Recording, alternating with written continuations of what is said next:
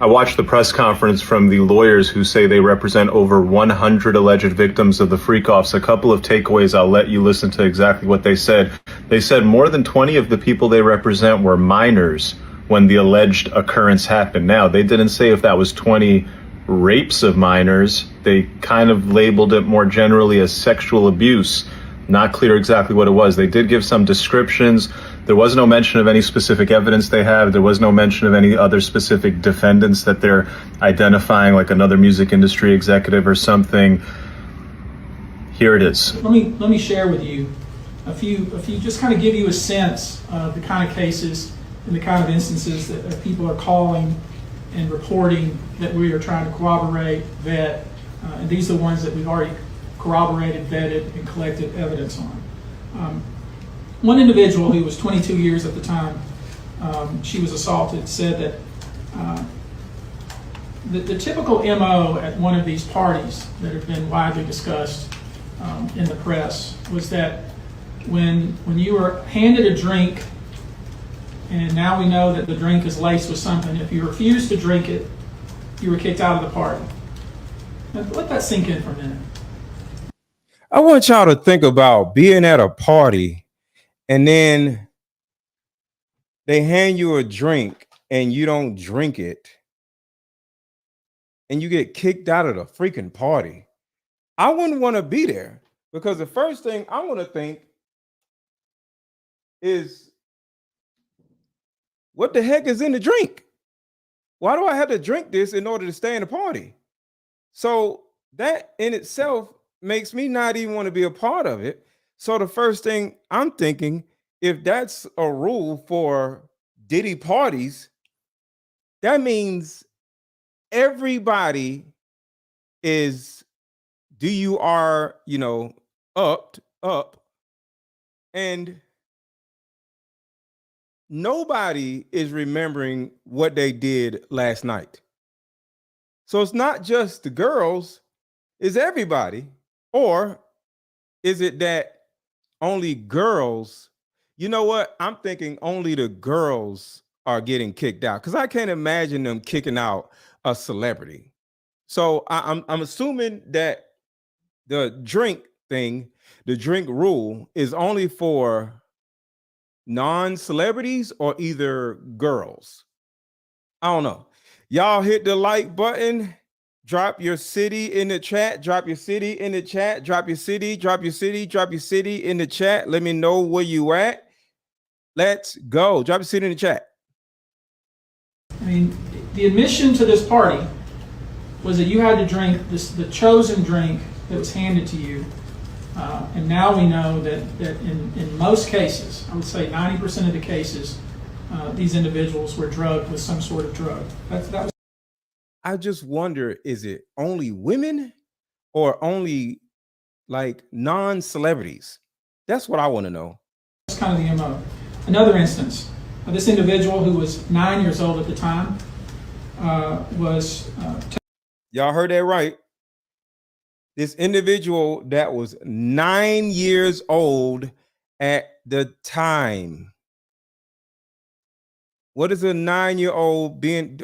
Is that believable? Yes, because we've seen Diddy around Justin Bieber. We've seen Diddy go take Usher out of his home with his parents and take him to Flavor Camp. We've seen what they did to B2K. We've seen what they did to Omarion and them. We've seen what happened to with JD, Jermaine Dupri, and Chris Cross. And some people don't know this, but allegedly, one of the members of Chris Cross slept with Jada Pinkett when he was a minor. He ended up deleting himself because, I guess things got so crazy. But this is what happens. What's up, Eyes 2? You changed your name? Oh, I'm confused. Why you change your name? I forgot your other name, but I recognize your emoji. But I forgot the brown skinned member of Crisscross was allegedly sleeping with Jada Pinkett when he was a kid. So all of this stuff is it's the same pattern. And because, you know, even back in the day with Diana Ross and Michael Jackson, Diana Ross was best with Michael Jackson when he was a minor. So in my opinion, what the mode of operation is, everybody hit the like button, everybody hit the like button, everybody hit the like button. The mode of operation is to get young males, young females in their grips right when they graduate from college or when they're young or whatever, or when they're minors, and let them blank with a grown person, especially a young boy. Let them get their hands on J-Lo. Let them get their hands on Jada Pinkett. Let them get their hands on, Mary J. Blige. Mary J. Blige, there was a member of some singing group that admitted that him and Mary J. Blige had a full-blown relationship and he was a minor. So they get these young men in this world and they let them sleep with a grown celebrity, Mary J. Blige, you know, whoever. And then all of a sudden, what happens out of that is they're turned out. And then after they're turned out, they start introducing the young boys into or to men. And now everybody gay. But it starts off with giving them an opportunity to sleep with a grown-ass woman that is famous. Look it up. Who Mary J. Blige slept with when they were, you can look all that stuff up. This is crazy. Because if you ever wonder why or how you can get a young boy and turn him, you know, into wanting guys, you got to look at it. It's a systematic pattern that they're utilizing.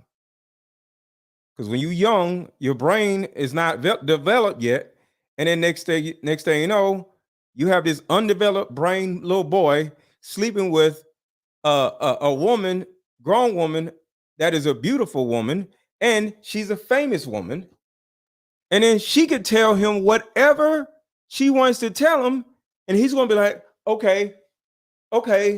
He's gonna follow her around like a puppy. Next thing you know, she's like, "Oh, it's okay. Just sign there." Then he signs a record deal or acting deal, and he signs his life away.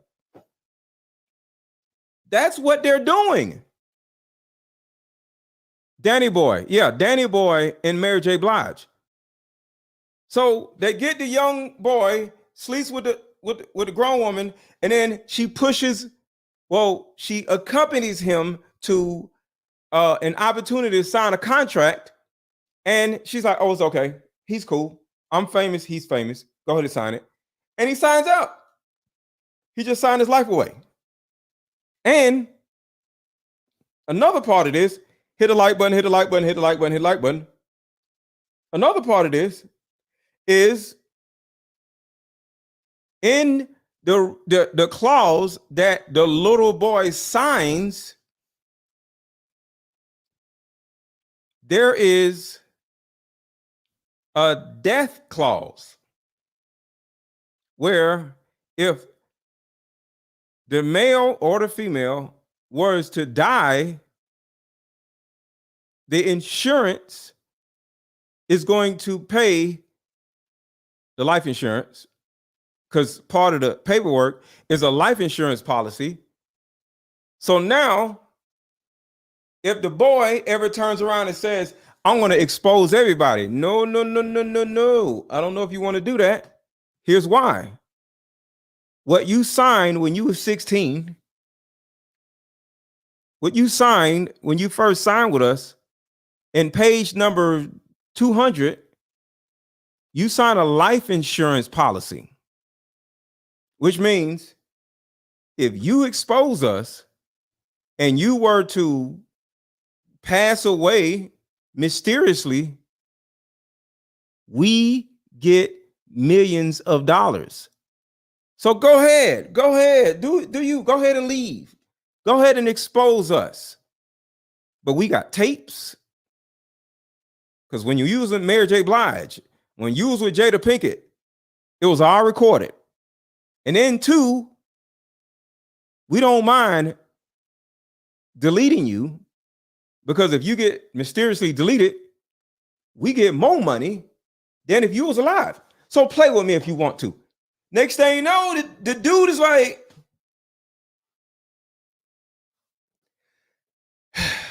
this shit is crazy.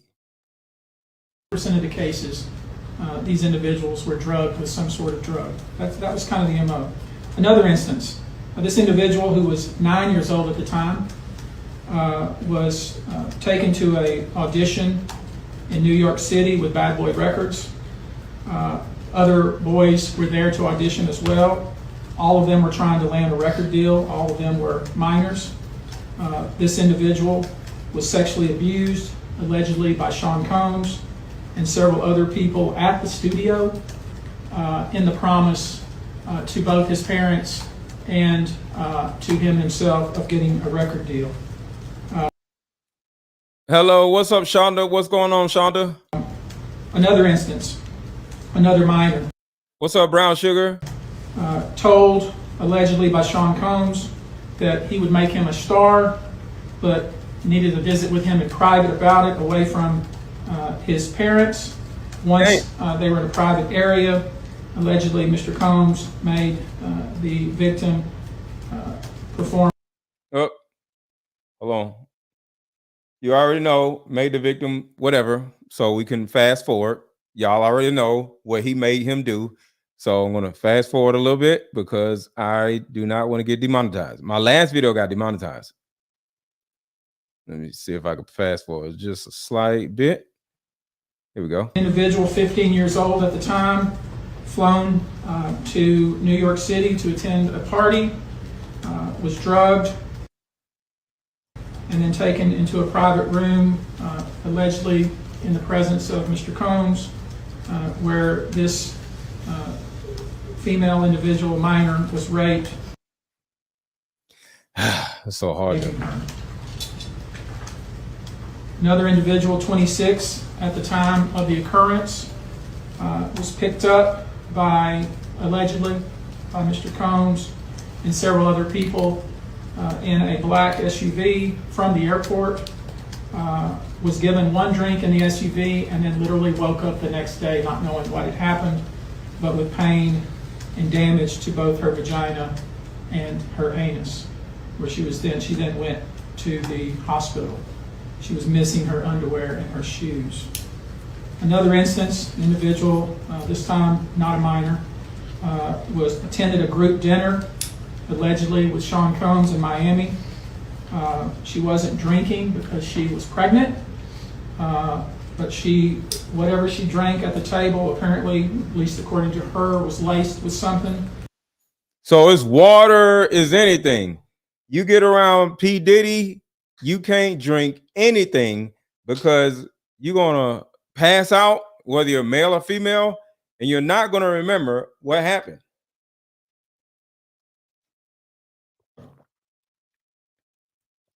And it's not just women.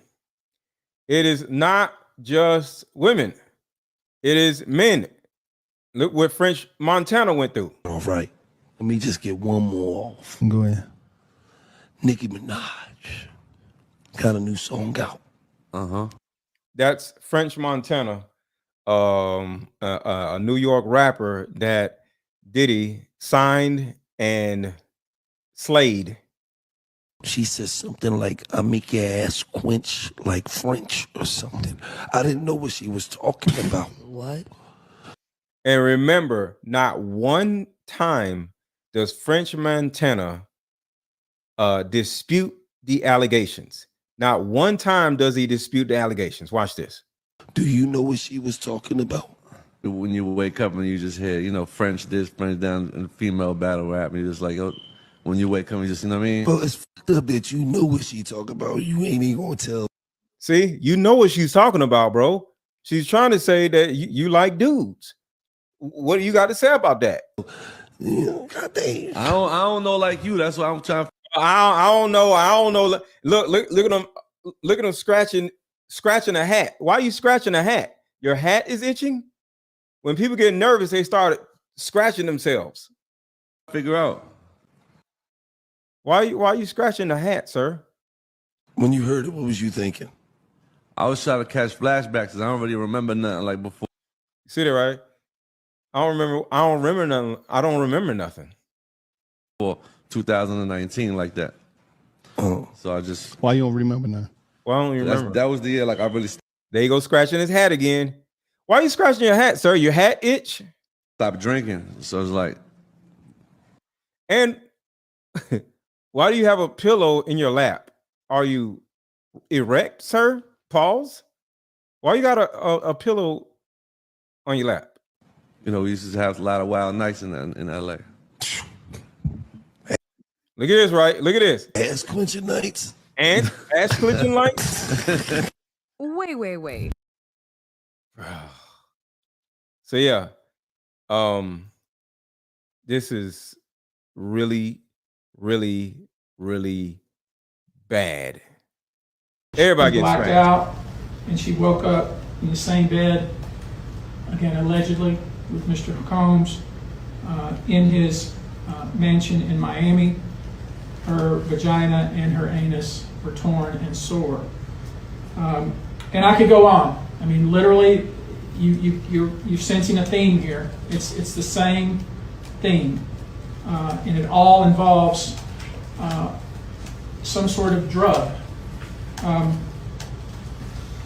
One instance, an individual who was 20 years old at the time was asked to attend, just saw her on the street, asked to attend a party in a hotel. She was flattered, went to the party, was given one drink and doesn't remember anything else. Ultimately, was so messed up, went to the hospital where they found cocaine and this horse tranquilizer in her blood system. Horse tranquilizer. So this is one of the things that will put you out.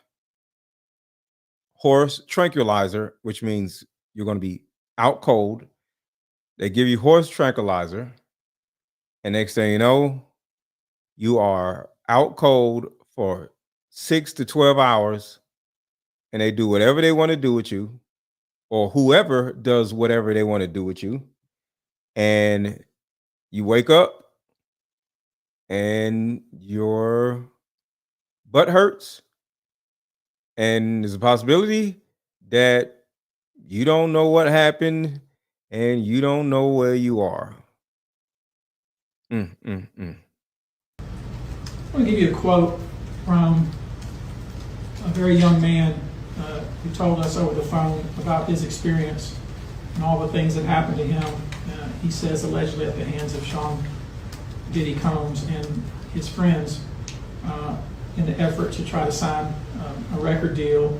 This was kind of what he was told he would have to do.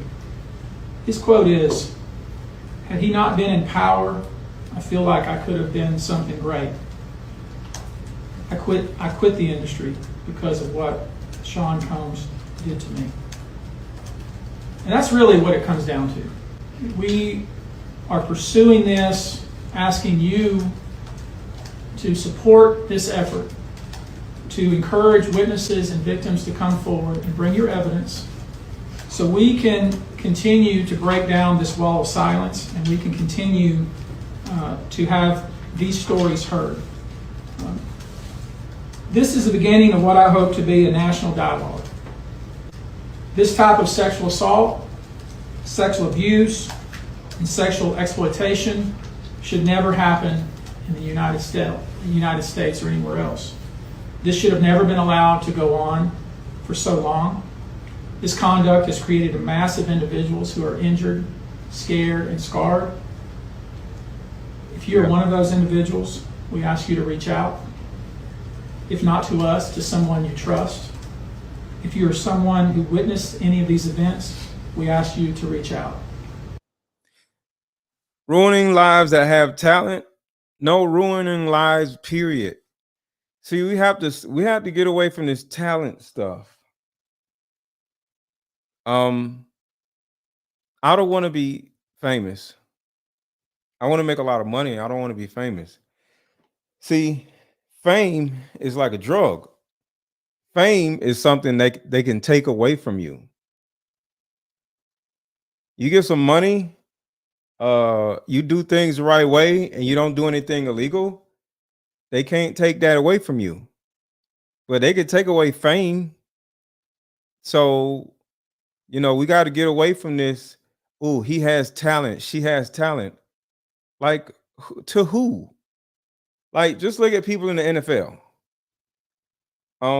It's cool to be in the NFL, but what if you had to do some Diddy stuff to get in the NFL? Not saying you do have to, but what if you did? But you're talented. You're the best wide receiver in college football. But what if, and I'm just saying, what if you got to do some Diddy stuff in order to get to the NFL? You're so talented. I wouldn't want to go. I would be okay doing something else instead of, being a wide receiver. But what happens is you start to see your talent and it gets to your head and you start saying, I'll do anything to get to the next level. And because you're talented and because you'll do anything to get to the next level, or because you'll do anything to get your grandmama out of the hood, you start doing Diddy stuff. And it becomes a cycle. And in order for you to get out or to get alleviated of whatever is happening to you, you have to do what Usher did. And you got to go find another traumatized person and bring that person to Diddy. Like right here. This is what Usher did. A predator, then anybody can be a predator. You feel what I'm saying? Like, people look at Usher, they don't see that. They're not seeing the victim. They're not seeing that boy that got rushed to the hospital. They're not seeing what the intentions was in his heart when he took Justin Bieber there. Oh. Let's be honest. He took Justin Bieber there. Diddy had been trying to get to Bieber for a minute. But it wasn't until Usher took over management and had guardianship and gave temporary guardianship to the diddler for 48 hours. Think about that. See, this is what happens to talented people. If you can't put your own talent out there and just be talented, and you need somebody to prop you up in order to show the world that you're talented, they want a piece of the pie also. And next thing you know, your drawers around your ankle and you bent over a damn desk, whether you're male or female. Usher came in and discovered it and managed him and got custody of him and promised to look after him. And then he sent him to the diddler. Usher and Oprah need to be next. Usher and Oprah need to be next. Y'all talking about some damn Jay-Z. Usher and Oprah needs to be next because they are harvesting people and bringing these young people to the bad people. See, Usher and Oprah are the harvesters of young boys and girls. They harvest young people and then they bring the young people to the terrible people. Does that sound like a good guy? It's horrible. It's horrible. Does that sound like a good guy? Not Now at that all. we know what Diddy's really like. To take another boy, another talented boy, and put him in your place so it ain't gotta be you no more. Thank you, Brown Sugar, for the super sticker. I appreciate you. I appreciate you. I appreciate you. Mila Kunis has allegedly moved out of the home she shares with Ashton Kutcher because she is aware of the fact that horrible information about Ashton and Diddy together, as well as video footage of the two of them together, is about to be released. For those of you who don't know, Ashton Kutcher partied a lot with Diddy in the early 2000s. There are multiple photos of the two of them together at various different parties. And a very troubling clip of Ashton Kutcher talking about Diddy's parties on Hot Ones has recently resurfaced and gone viral.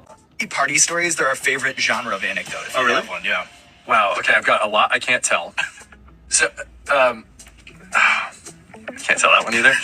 So the rumor is that Mila Kunis is aware of how horrible the information and clips concerning Ashton Kutcher and Diddy are. So she has decided to distance herself from Ashton and All right, let's go back to remain confidential. With that, I'll take a few questions, not many, maybe two, but if you have a question, I'll be pleased to try to answer it. How many minors are making accusations in total, and are the feds aware of the allegations of minors in the case? I don't know what the feds are aware of, okay, but I do know it's 25 out of this 120. But I will say this to that point. Oh, real quick. This is a public service announcement. Go buy toilet tissue. Go buy water. Go buy canned goods, because I'm sure you all have heard that the ports are closing because they're on strike. So your neighborhood stores are not going to have any food. Your neighborhood stores are not going to have any water, and you are going to be without for a while. So keep that in mind. Keep that in mind. Go to the store and get toiletries, maxi pads, whatever it is you need, water. Go get stuff, because the ports are going to be closed for a while, and your grocery stores are not going to have any food in them. And don't be running around trying to get some food. Go get canned goods, because your food can run out. Like, you get a whole bunch of food, but unless you got a big old freezer, a deep freezer, what you gonna do? You need to go stock your freezer up with food, but then start buying canned goods. Welcome the FBI or any authority who wants to come to us, and we're going to make that available to these victims, because I think that's important. My suspicion is, based on talking with these folks, is that the FBI is just not aware of these people. The FBI has talked to some of these folks, and I'm going to try to encourage the victims to in fact talk to the FBI, because I think they have some very important things to say. And were all of the children auditioning because they were musicians, or were any of them kids of employees or anything like that? All seeking either TV or some sort of music career, with promises of, we're going to make you a star. Instead, basically did things to them such that they don't want to have anything to do with the entertainment industry ever again. All right, guys. Thank you very much for your attention. We're going to go now. Thank you. All right, we're at 148 likes. Can we get the likes up, please? Can we get the likes up, please? Can we get the likes up, please? We're at 148 likes. There's 400 people in here. Can we get the likes up, please? Can we get the likes up, please? We gotta, yeah, there we go. Thank you. Start hitting the like button, hit the like button, hit the like button. There we go. Thank you. Thank you. Keep hitting the like button. All right.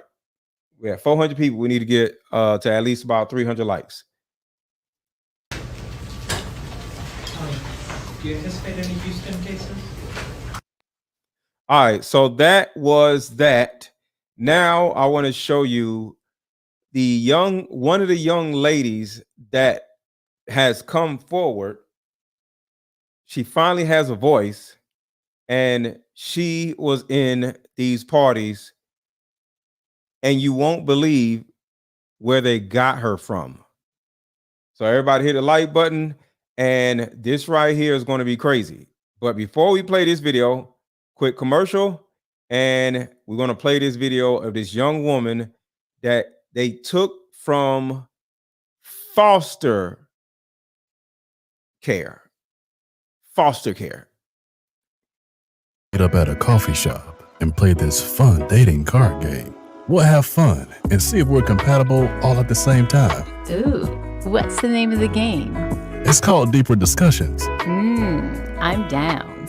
Okay, meet you at 6. Fellas, buy this card game. Ladies, buy this card game. Buy about 2 or 3 card games. The main reason why people can't stay together isn't because they don't like each other no more. It's actually because their present family issues come up or their past family issues come up. But when you play Deeper Discussions, you'll be able to understand a person's family issues up front. This game can be played with either 2 people or an entire group. So have fun. Question number 1. Name a time when money was the main factor why a relationship went bad. Deeper Discussions Dating Edition. Again, these cards are good for vetting a potential boyfriend, Candidate. a potential girlfriend, a potential husband, a potential wife. The texture of these cards are so soft and silky, by the way. Like They ain't gonna get really wore out. durable. A dating card game for introverts who have a hard time asking the much needed compatibility questions. Deeper Discussions, the card game. Those are assault parties. Diddy parties. Those are assault parties. And I was one of the kids that was one of the party favors. And a party favors means that you're set on top of a table and you're used as a toy for anybody who comes across the table or who wants to party at a certain time of night when the music stops and then the DJ starts flashing all these lights and they close the doors, and then everybody turns into like a frenzy and starts going into a crazed animal-like demonic state. You heard about the male prostitute that's supposed to be sending in footage of one of the parties and testifying? Yeah, I think a bunch of people are sending in footage. Yeah. And you have no idea what's going on. And yes, there was a time where I was just like completely don't give a shit because it happened, and I was the type of kid that thought that, you know, you're in the presence of royalty and they make it seem like you're in the presence of Hollywood, so you So that presence of royalty thing, I want y'all to think about this. Imagine you being 22, not even a minor, just being 22. And you would get invited to, all right, y'all stop hitting the like button, y'all. Keep hitting the like button, y'all stop. Keep hitting the like button, please. Keep hitting the like button, keep hitting the like button.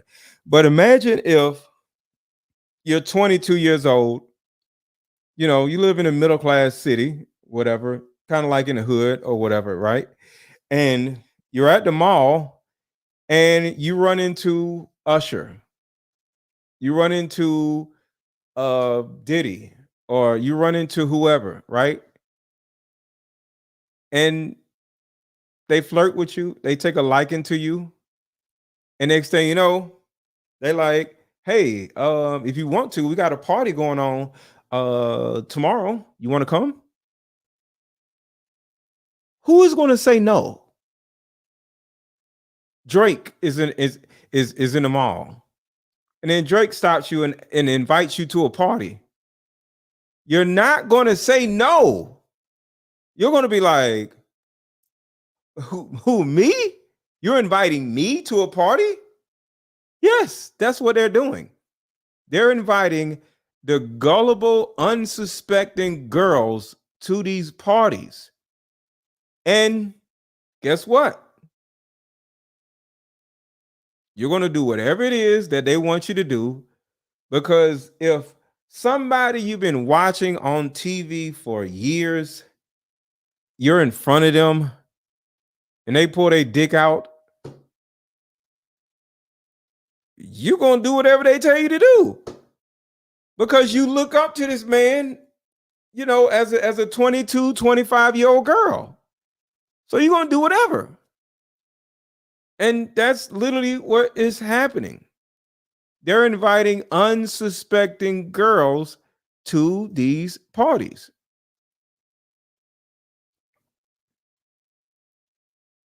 You should be honored and you should be appreciating that you're there. And Oh my God. Y'all are so annoying. Now y'all talk about not me. Nah, hell nah. Really? Really? Who y'all having sex with now? UPS drivers, dudes that work in the mailroom. Y'all ain't having sex with nobody now. That's somebody. You actually think you're gonna turn down a millionaire, a famous person, a movie star, a rap star? Stop it. Stop it. This is the reason why nobody never believes y'all, because y'all lie so much. Y'all lie every freaking day. If Drake stands in front of you and gets naked, you gonna get naked too. Stop it. Or whoever your favorite actor is or singer, Chris Brown. Stop lying. You're getting naked. I was that person, I totally acted like that. I was like, oh, it's fine, it really doesn't matter. But then it really did matter when my pimp was like, he had rules. He had lots of rules, and it was more money. And if you know the difference between a pimp, a John, and a trafficker, the trafficker is the supplier, but the pimp is collecting the money, and the John is doing the buying. So if the pimp is saying that full house, actual, full-blown sex is...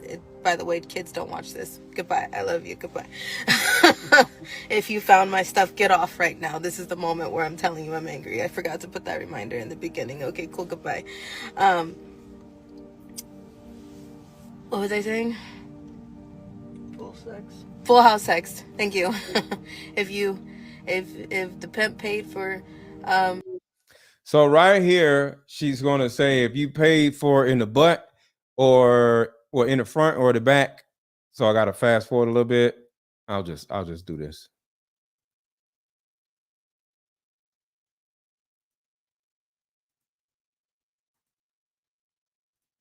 to full house sex.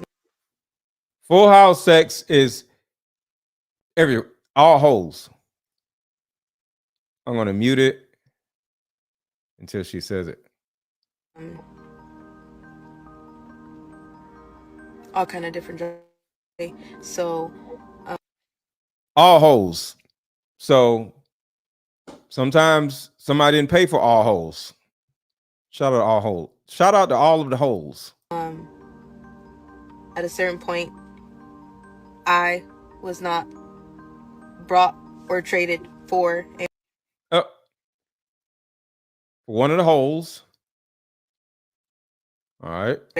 To a few celebrities that were there. It's not just celebrities. There's a lot of different people. They called it an all-black party, but it was mainly because a lot of the party favors were black kids. I was in the care of Riverside County Child Protective Services at the time. I was 15, barely 16. 15, 16. Y'all hear that right? She was a foster child at 15 years old. It's foggy. A lot happened that night, and I went really numb. And if there's videos or if there's anything that could go from that, then pull them. Because we all know that there's so many cameras around.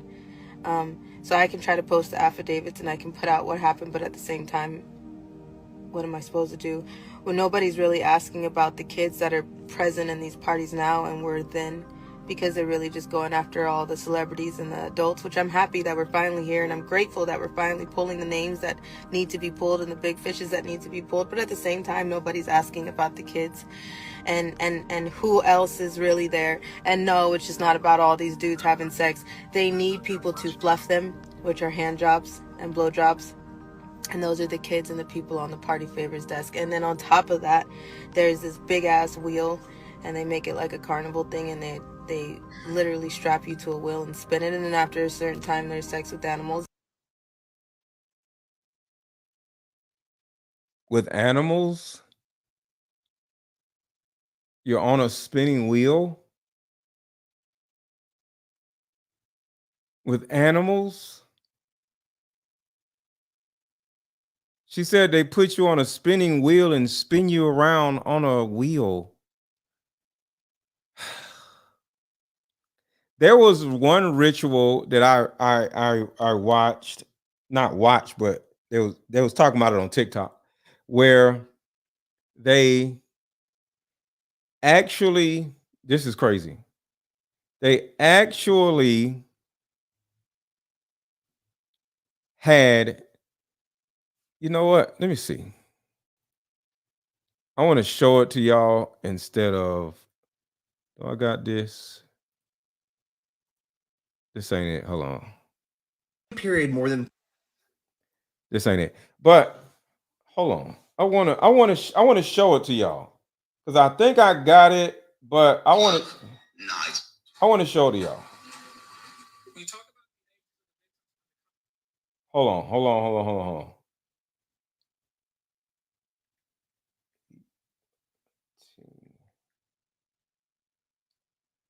Body cake.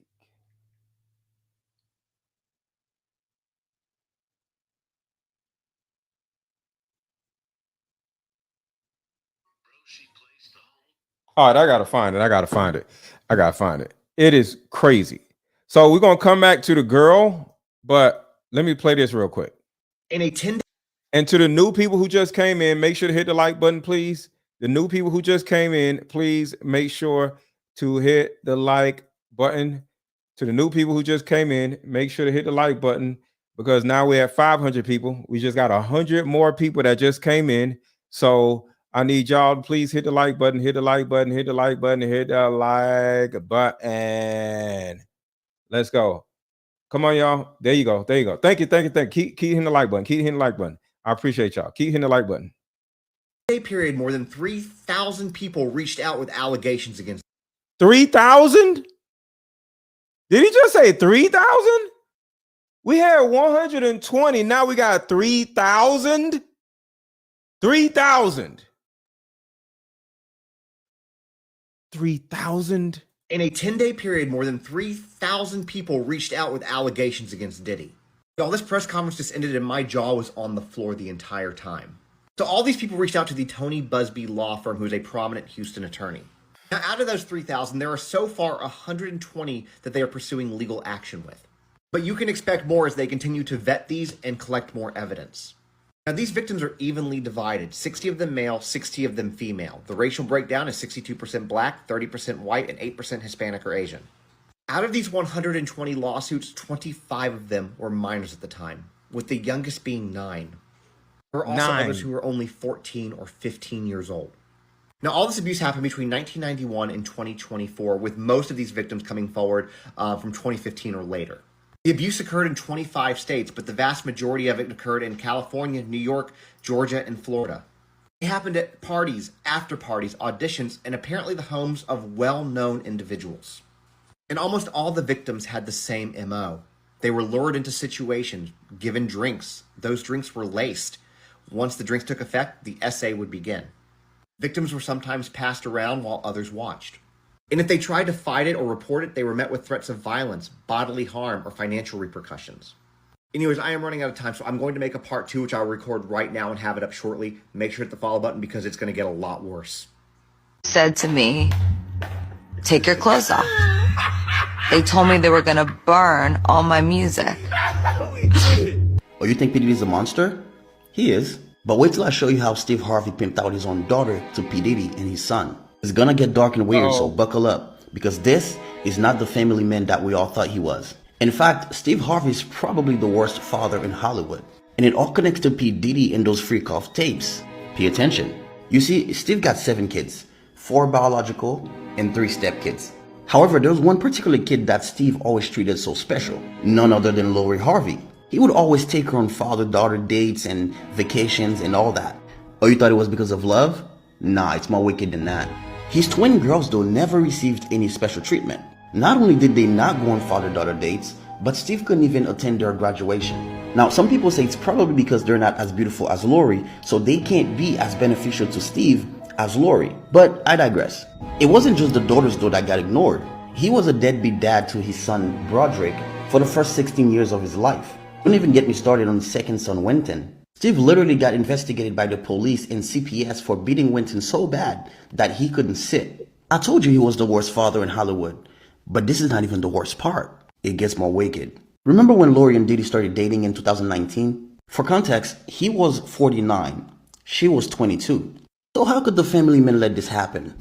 Because he set it up, pay attention. See, according to sources, Lori wasn't a willing participant in all this. Steve allegedly forced her into Diddy's arms, seeing it as an opportunity to elevate the Harvey name. More disturbingly, Lori herself explained how she was being set up by Steve. She also said that not only was Steve a familiar face at the Diddy parties, but he was allegedly caught on tape doing some freaky stuff, if you know what I mean.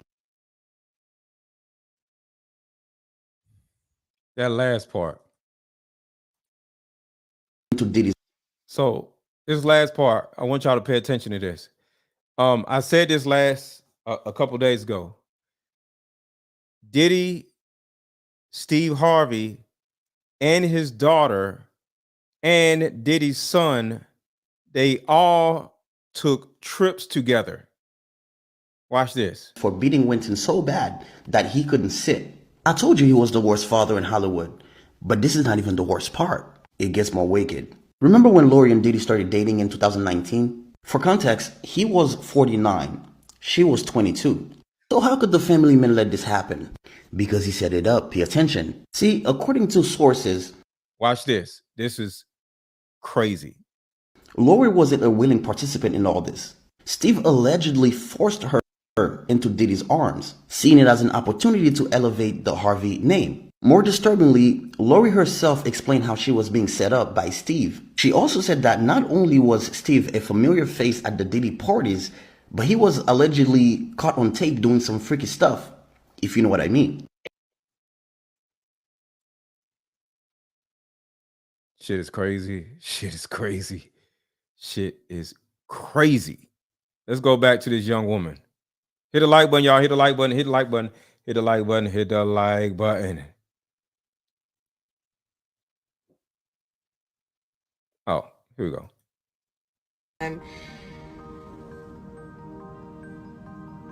You have no idea what's happening because you're numb.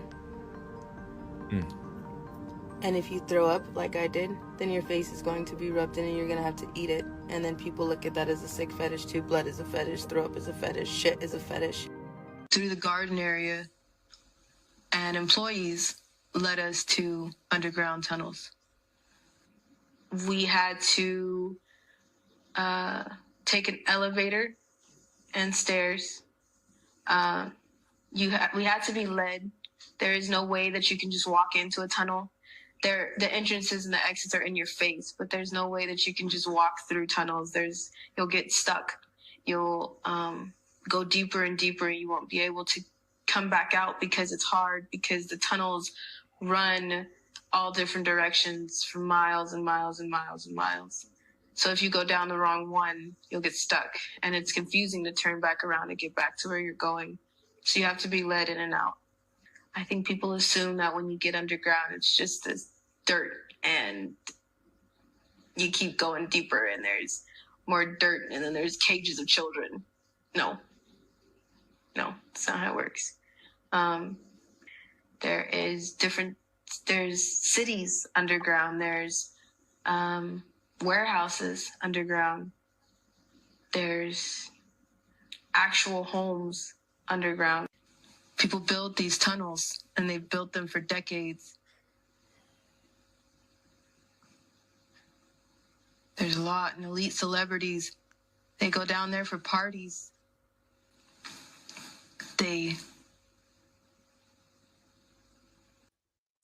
I totally agree with you. I am convinced if you're a part of the entertainment industry, your children are fair game too. Facts. We're on our way to tie up some loose ends with some stuff before we have to move again. So this won't be long. So thank you for screen recording. My mama's right here. Say hi. Hey. You know, the twin, everything. You all know. Hi. My name is Allison Leilani Carter. I'm going to turn the comments off for a second, so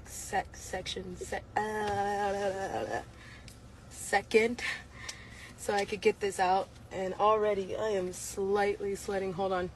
Because I just want to get this out quickly because I got a lot to do. So I'm just going to turn the comments off and I'll turn them back on and we'll be live again. We got to do this fast. So hold on. I just need everybody to stay with me, okay? So if you can heart me over here, if you can still see me, I'd appreciate it. So I know you're still with me and you didn't cut out and I'm not being shadow banned because my accounts are shaking, okay? So, hi. My name is Allison Carter. My mom's name is Shelly Carter.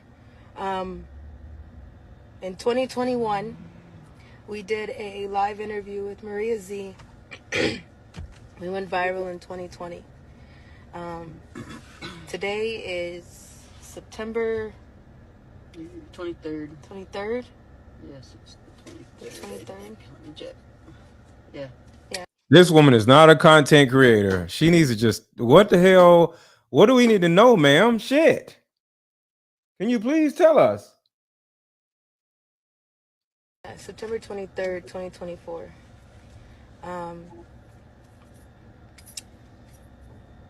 In 2020, I went viral, and we lost our home.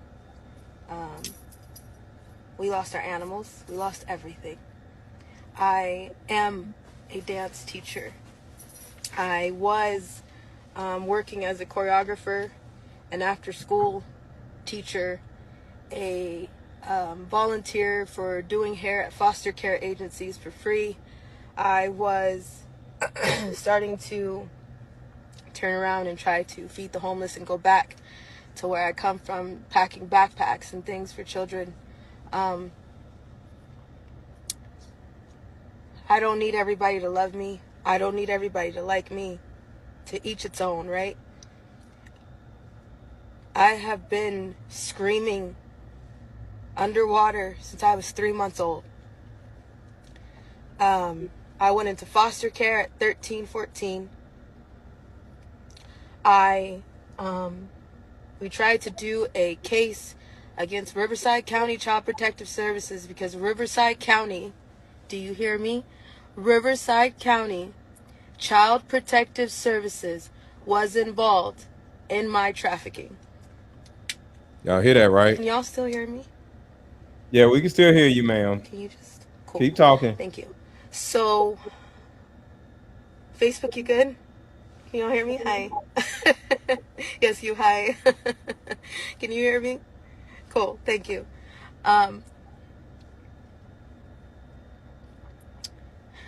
Ma'am, please talk. I never thought that we would see the day where Diddy would get arrested. And I told you guys in that Maria Z interview in 2021 that no one tells on Diddy. P. Diddy. All right? Just the same way nobody tells on Denzel Washington. People don't usually talk and stop and think about the children victims that are going through things right now as we speak and the ones who suffered through all this bullshit. I decided to stop for a second and do some projects with projects all around because we just said, you know what? This is our life. All right, goddamn. For me. Now, those who are trying to come at us now, talking like, oh, well, now the Diddy's out, now that you can talk. For why? Because we tried to have a case with Child Protective Services. We gave them 8 months worth of evidence. 8 months worth of evidence. That didn't even do a crumb. They took that case and they hid it. If you are a survivor and if you are a real victim, be careful. Because these hotline numbers that they're putting out, I don't trust them. So what she's saying is when you call Child Protective Services or any of these hotlines, you're not supposed to trust them. Damn. I wouldn't do it. They take your information to see what you have. They're taking And inventory. then they shut it down. They're taking inventory. So don't trust them. Damn. Don't trust the feds. Don't trust the judges. Fuck all y'all. You're all guilty. You're all corrupt. Any attorney that's taking money to defend Diddy, you're nasty and vile. That's blood money. That's blood money. That's all blood money. You do know that, right? Whether you take money from him to shut up, whether you take money from him for period, that's blood money. I don't want anybody's money. No, I can't deal with the pausing. It just drives me nuts. I may have ADD or something. I want to hear what she has to say, but I need to hear what she has to say. Like, I really have a problem with like babbling, just like Kamala Harris. Kamala Harris be babbling. So I have a problem with people who just can't get to the point. Is an issue with me. Like, you ever listen to Kamala Harris talk? Like, you're like, man, what are you talking about? So yeah, I literally have a big problem with rambling, So it is what it is. I have to fast forward when somebody starts rambling. Not even Lassane. And let me make something very clear. Even though it runs in my family, you can't fake your death. That shit is expensive. We don't have that money. We don't have the military involvement. We are not working with white hats. We are working with everyday people who can come out and do something when they can, who can come out and say, I can be security when I can, who can come and cover us when they can. But that's not all the time. Right now, we by ourselves. We could call on some angels. Yes. These are everyday people. They're not white hats. Get it straight. There's no witness protection program because how well is the Secret Service doing protecting your former president? They not even doing their damn job. Even the photographer can get the shot, and including the people that can get the shot. Let's be real. Don't do the Lassane bullshit.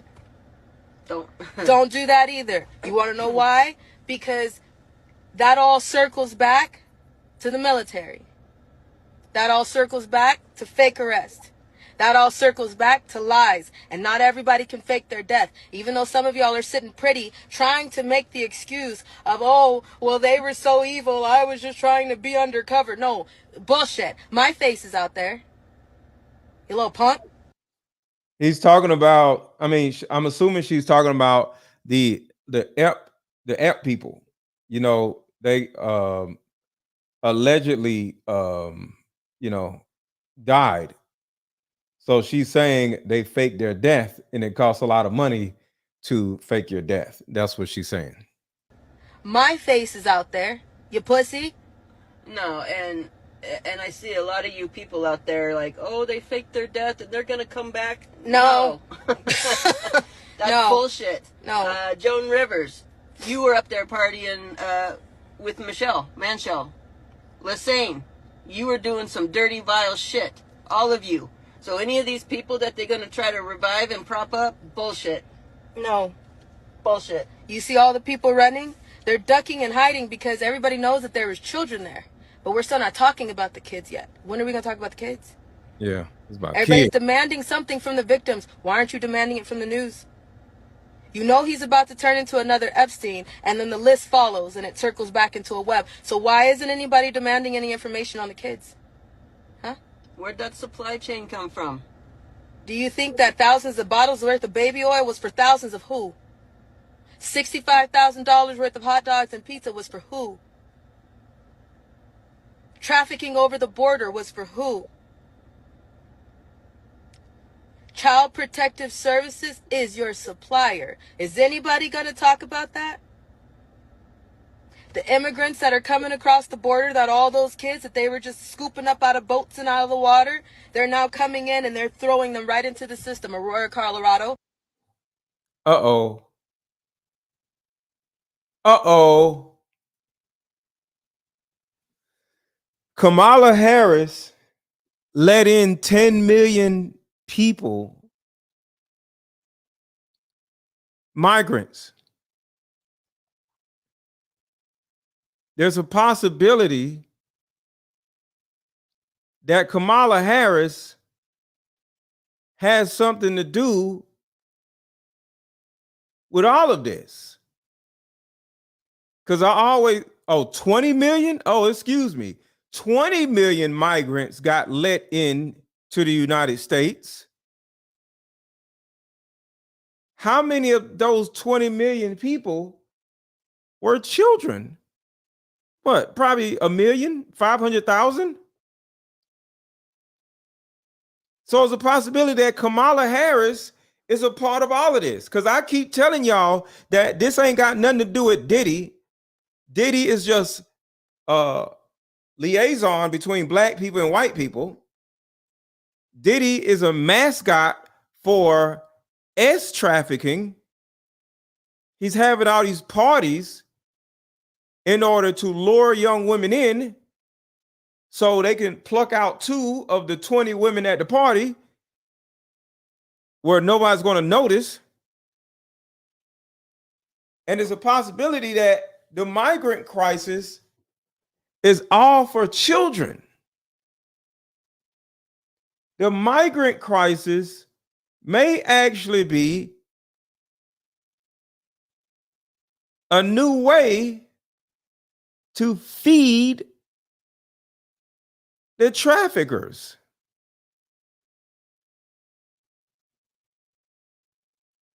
And Kamala Harris is a part of it.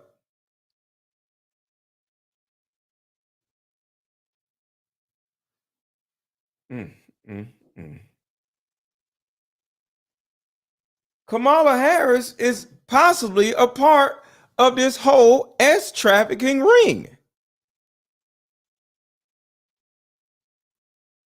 Sheesh.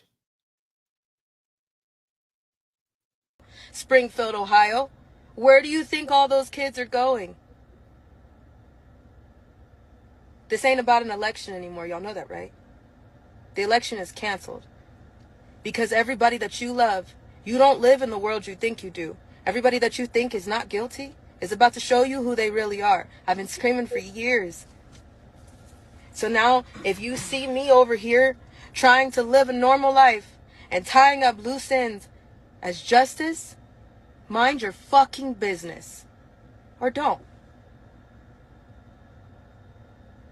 Or don't.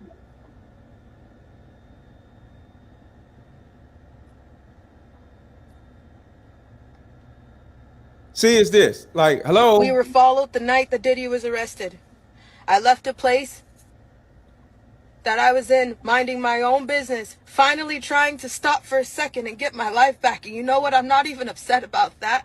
I'm upset about the fact that I have to walk back into this place and I have to tell you all goodbye. So if you know who I am and you know me as Justice, you know I'm about to walk into this building and tell you I gotta go. Nobody ever thinks about the victims. Nobody. The victims' lives get turned around when the predators' lives want to just get announced. You slap them on the wrist and you bring up every source of trauma for the victim. But nobody wants to stop and think about that. We're not talking about the victims that are still going through the shit right now with other people who are running to cover their ass and deleting their social medias. Pink, Megan Fox, Tyra Banks, Usher, Steve Harvey. Why you running? You know what a part of me feels like? You know what? Good, run. Because then you get to see how it feels to have to jump and throw everything that you give a damn about away for 2 seconds. Get a moment of peace for not a damn moment. Not a moment of peace. You take it and you run with it because you're happy about the peace. But then you see how it feels when they get shaky. You see how it feels when the world is a little quiet, like, oh, my superstar, my idol. What about the victims? Our PTSD lives on every damn day that they did what they did. But it's only talked about when it's trending. We got legal evidence to drop. I just don't know what's the point. In real time was strong enough to go publicly and say, we can't throw our sister under the bus. When you tell the truth, you have to deal with the repercussions of the truth. We black out here. We can't come out here and do it any kind of way we want to. This is the money game. This ain't the black man's game. This ain't the white man's game. This is the money game. And you cannot sacrifice yourself. The best thing you can do for poor people is not be one of them. For the money game, it's called the integrity game. And we've lost the integrity worrying about the money. But Mo, and wait a minute. I cannot, for the sake of my integrity, so I can make a statement. What? So you don't have no integrity, sir. You sell off your daughter to P. Diddy. You niggas. My integrity, so I can make a statement. What? Bro, what are you talking about, man? I'll be all the monkey you can stand.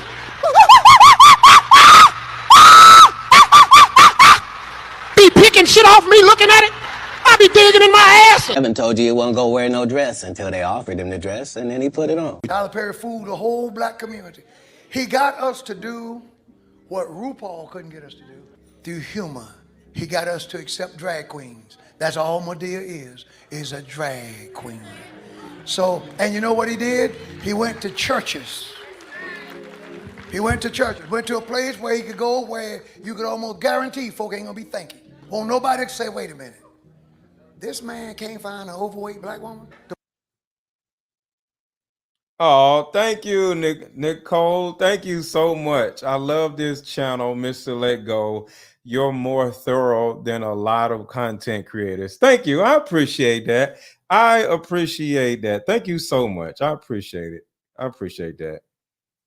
Play that part. You can't find a fat sister? And through the devil learning how to manipulate our emotions, we let our guard down and made him a billionaire. And made him a billionaire. Yep. But none of y'all in real time was strong Sorry, I gotta play this one more time. enough to go publicly and say, we can't throw our sister under the bus. When you tell the truth, you have to deal with the repercussions of the truth. We black out here. We can't come out here and do it any kind of way we want to. This is the money game. This ain't the black man's game. This ain't the white man's game. This is the money game. And you cannot sacrifice yourself. The best thing you can do for poor people is not be one of them. For the money game, it's called the integrity game. And we've lost the integrity worrying about the money. But Mo, and wait a minute. I cannot, for the sake of my integrity, so I can make a statement. What? I was at a Diddy party. I was one of the party favors. But I told you, nobody tells on Diddy. Maria Z, I did that interview in 2021. 7 months ago. We made sure, I already knew, that Diddy and Oprah is about to get arrested. I already knew that 7-8 months ago. We went and made sure there were sworn documents. We have them. When we went to Colorado for the A to Z event, we had a lot of legal evidence that we made sure we already had because we knew a list of people were about to get got. Solution that will help every woman. I just came up with a solution that will help every woman watching, regardless of age, regardless of background. See, in my 7 years of coaching women, the number one thing that I hear in my coaching sessions is her issue or tumultuous relationship with her mother. So what I've done is come out with a card game that will actually help mothers and daughters come back together. We have to get to the source of a woman's pain, her inadequacies, her insecurities, and heal that little girl inside of her before she goes out in the world as a woman. I call Like Mother, Like Daughter, therapy in a box. Therapy in a box is 50 questions for the daughter to ask the mother, questions that you always wanted to ask. And it's also 50 questions for the mother to ask the daughter. But when you're able to ask the questions that you always wanted to ask to your mother without her getting upset, without her pulling rank on you, the lines of communication are now open. When women are finally able to forgive their mother, forgive their father, forgive what happened to them, and most importantly, hear her mother's side of the story that she never divulged to you, relationships outside of the household would then blossom. Because for most women, there's a hurt little girl inside of her that never had an opportunity to be seen or heard. All of the resentment, the lack of being heard, but all that stops when you buy my new Like Mother, Like Daughter card game. Order it now. The link is under this video. Click the link and let's start healing.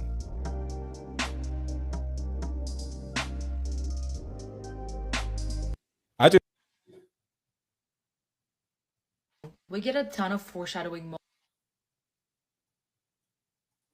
All right, before we keep on, I need at least five people to buy one of my card games, whether it's my Deeper Discussions card game or whether it's my mother-daughter card game. And I would just want to tell y'all this. My mother-daughter card game, when it actually comes out, is going to be $200. All right, it's going to be $199. And the reason why I'm letting you know this is that I'm taking pre-orders now. So you can pre-order my mother-daughter card game that will help you with your relationship with your mom. Put a 1 in the chat if you have a tumultuous relationship with your mom. Put a 1 in the chat if you have a tumultuous relationship with your mother, because that's what my card game is for. Put a 1 in the chat if you have a tumultuous relationship with your mother. So you can get this card game that you can actually present to your mom, and women love card games. So you can play the card game with your mom, and then boom, you can find a way just playing a card game to build a better relationship with your mother, right? When it comes out, it's going to be $200. So it will behoove you to purchase it or pre-order it now instead of waiting, because when it comes out, it's going to be $200. And the reason why this card game is $200 is because it's therapy in the box. Imagine how much time it would take if you and your mother, you would drag your mother to a therapist. How long would it take and how agonizing would it be to go to therapy with your mother? One, she ain't gonna go. And then two, she's gonna gaslight you through the whole time you're in front of the therapist. And three, if it actually works, you're probably gonna spend about $3,000, because a therapy session is $100 or maybe $200. So if you just imagine buying my pre-order my card game for $62 and then playing the card game with your mom over and over and over again, because it's 50 cards for your mom and 50 cards for you. There's a lot of cards, so you're not going to get through all of it all at one time. At some point, by only paying $62, you and your mother are now in a great position because y'all played a fun card game instead of dragging her to therapy.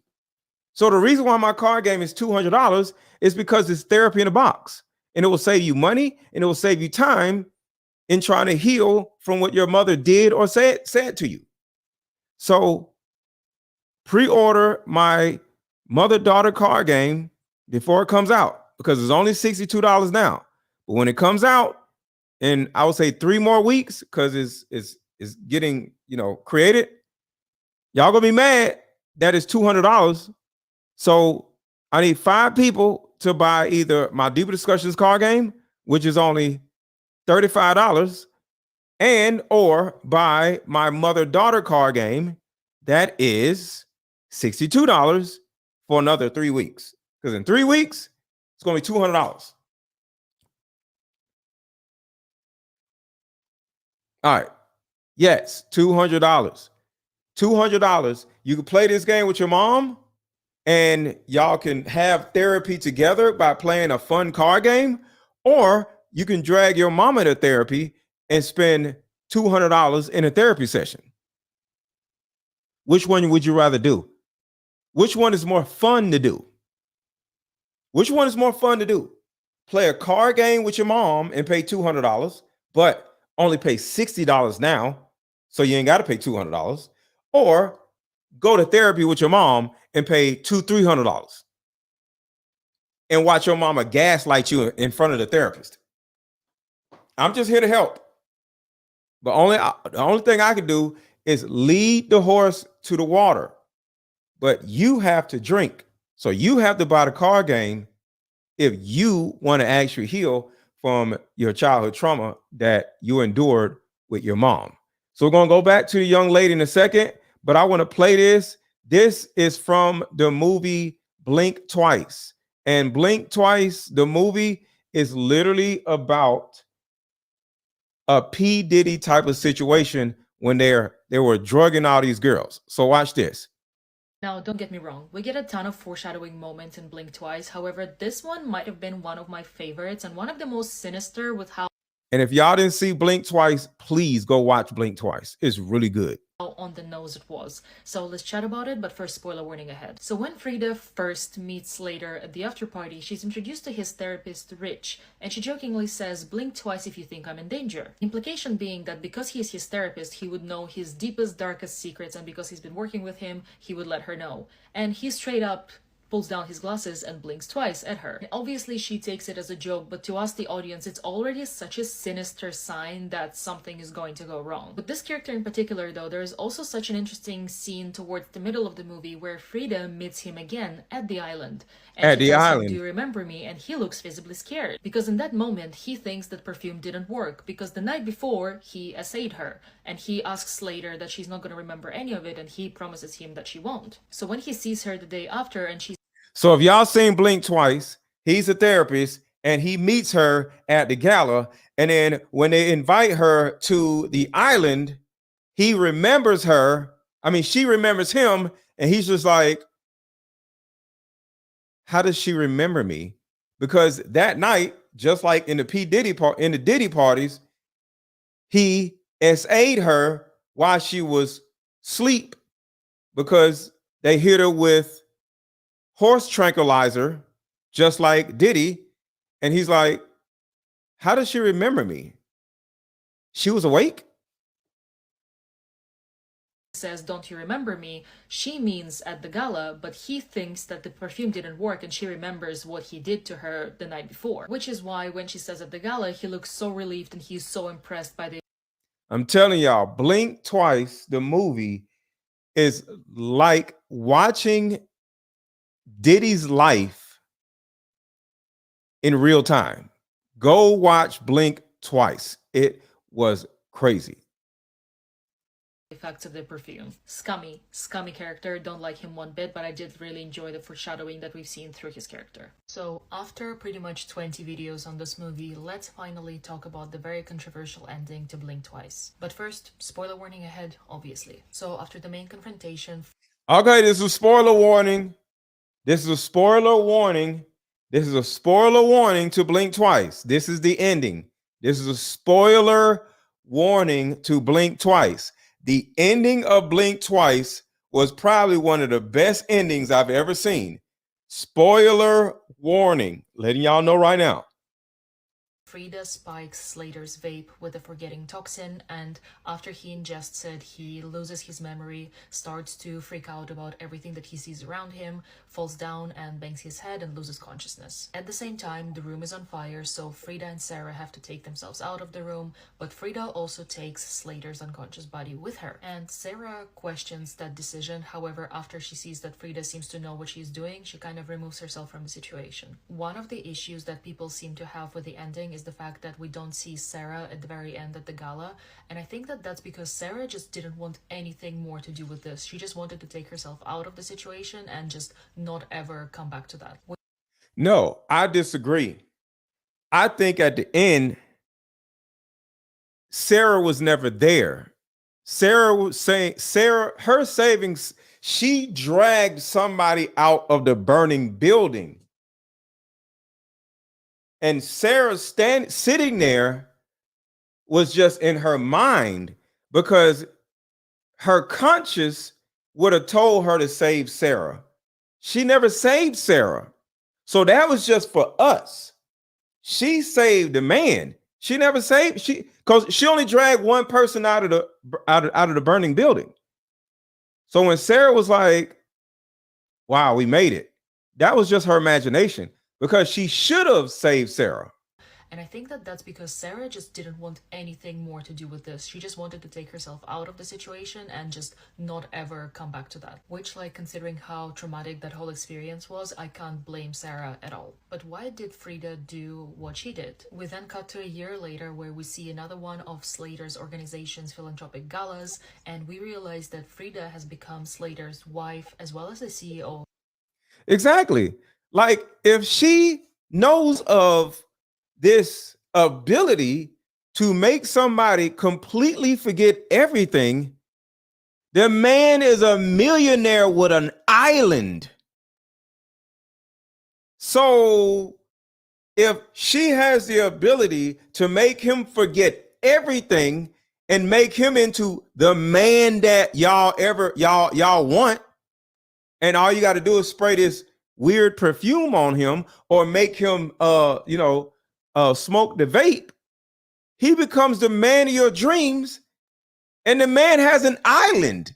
So of course you save him, because at the end of the movie he forgot that he's this evil person. So that's the reason why the ending was so good, because she got the man that she always wanted. Do what she did. We then cut to a year later where we see another one of Slater's organization's philanthropic galas, and we realize that Frida has become Slater's wife as well as the CEO of his company. We then see Slater's therapist Rich, who was also on the island. Not only that, but he was one of the people that specifically assaulted Frida, and he initially seemingly tries to get to Slater to try to have a conversation with him before he realizes that Slater is still completely disoriented. He's still hitting his vape, and it's very clear that the toxin is still in it, so he constantly wipes his own memory until he sees Frida and realizes who she is, and scared impressions hits his face, and we actually see that there are security guards moving towards him to take him away. The big issue that people have with the ending is why on earth would Frida marry Slater, the person who not only abused her but also unalived her best friend? And I genuinely think that what she's doing to him is kind of worse than if she were to just unalive him, because what she's doing to him is pretty much what the men used to do to the women on a daily basis. Day after day after day, she takes away his authority, she takes away his personality, She takes away his memory. she takes away everything about him and everything about what he owned and what he built and what he was proud of. So every day she has to make him forget that he's this evil person. That was hilarious. Throughout this movie, there is this narrative of forgetting being a gift. And even during one of the conversations that Frida has with Slater, when he asks her about the scar, which is diabolical by the way, she says that she doesn't want to remember, because why would she? I think at the end of the movie she changes that point of view. I think that she doesn't want to forget. I think that she didn't want to just deal with it and move on. I think she wanted to exact her revenge every single day for the rest of her and his life. Not only him, but also other men who attended the island, which we saw from the therapist, but I'm also assuming in my head, in my world building, I think that the people that she saw on the Polaroids, because she's now the CEO, she has a chance to have revenge on them as well. But yes, although I understand where people are coming from being angry that she didn't just unalive him, I genuinely think that what she's doing to him on a daily basis is a better revenge for what was done to the women on the island than just giving him a, an ending. But yeah. I agree. Totally agree. So let's go back to this young lady who literally went through what the young lady in Blink Twice went through in real life. For that long. I'm just shocked we're finally seeing the day. So thank you so much for listening. We gotta go and tie up some things, and then we'll be back. But we gotta move, because we don't want to be sitting ducks. Not that that does anything. It just disturbs our peace one more time, and it's bullshit. I'm not the only one. There are too many victims. Victims that you don't even know their name. Victims that you'll never hear their laugh. Victims that you'll never know who the hell they were, because everybody was so busy bouncing to their music. Didn't I tell you? Music is a diary. Are you now figuring that out? If you're listening, it's one thing when you hear it and you feel it. When you feel it, you can actually hear it. When you hear it, you can actually feel it. Do you understand that their music is their diary? All these rappers, they're telling you what they did. The music, it's telling you what they did. The comedy and the art is a reflection of life. I got a reflection of life for you. Yep. And not that who to give it to, I don't know. And if you're trying to come towards me right now thinking that, hey, maybe she'll testify against what? I don't trust none of y'all. Testify against who? Testify against the same corrupt justice system that's not doing a damn thing for anybody? Let's be clear. You federal prosecutors, you have video surveillance from Diddy's house from back from 2008. Look in that 2008, 2010 span, you'll find her video there.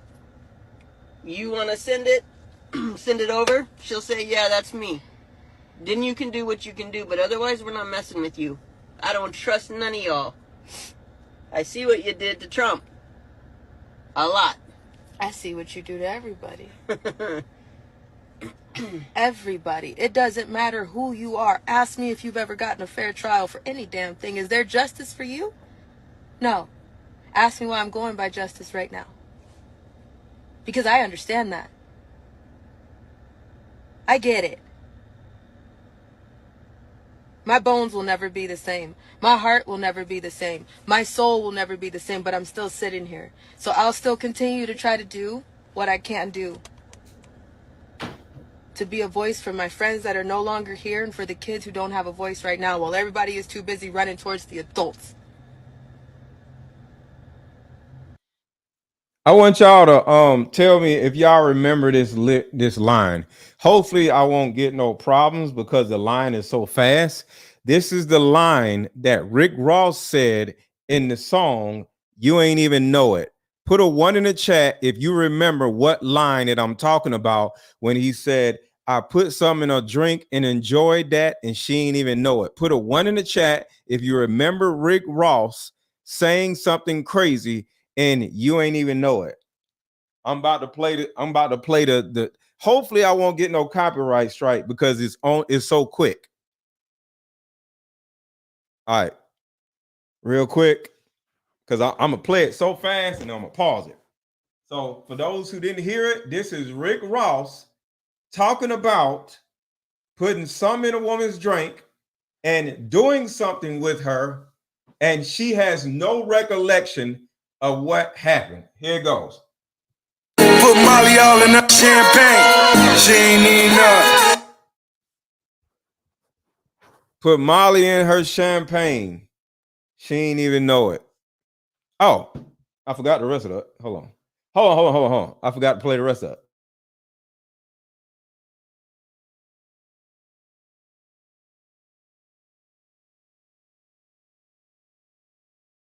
All right, so here we go. I ain't even played the other part. Here we go. Put Molly all in her champagne. She ain't even know it. I took her home and I enjoyed that. She ain't even know it. These niggas is nasty. Y'all remember that? These niggas is nasty. Nasty. You got all this money. Why you gotta go through all that? Why you gotta be making women forget what happened and shit? Like why? Why? I just don't understand. I do not understand these dudes, man. I do not understand these dudes. Yep. Running to comfort grown ass men that.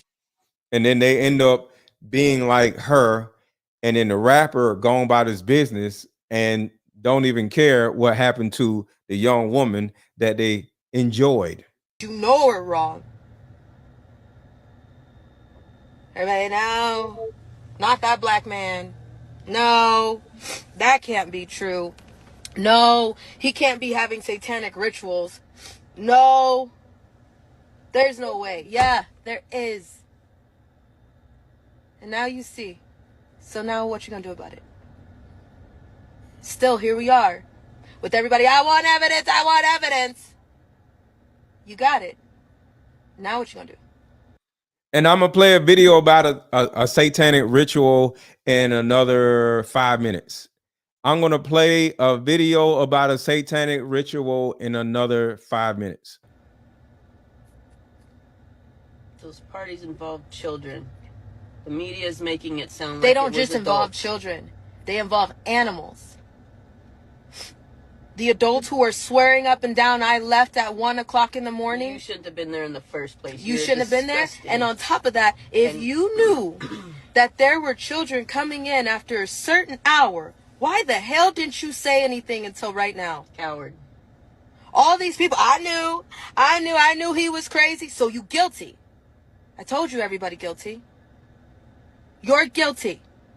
Get that shit straight. I don't care who it is that's saying, I left at 1 o'clock in the morning. Because why? Because why? You covered your ass. Denzel, you a damn liar. Lecrae, you a damn liar. Uh-oh, Lecrae? Wait, Lecrae? Hold on, did she say Lecrae, you a damn... Uh-oh. Hold on. Did she just say Lecrae? Those parties involve children. Listen. The media is making it sound like They don't it was just involve adults. children. They involve animals. The adults who are swearing up and down, I left at 1 o'clock in the morning. You shouldn't have been there in the first place. You You're shouldn't have been there. disgusting. And on top of that, if you knew that there were children coming in after a certain hour, why the hell didn't you say anything until right now? Coward. All these people, I knew he was crazy, so you guilty. I told you everybody guilty. You're guilty. Get that shit straight.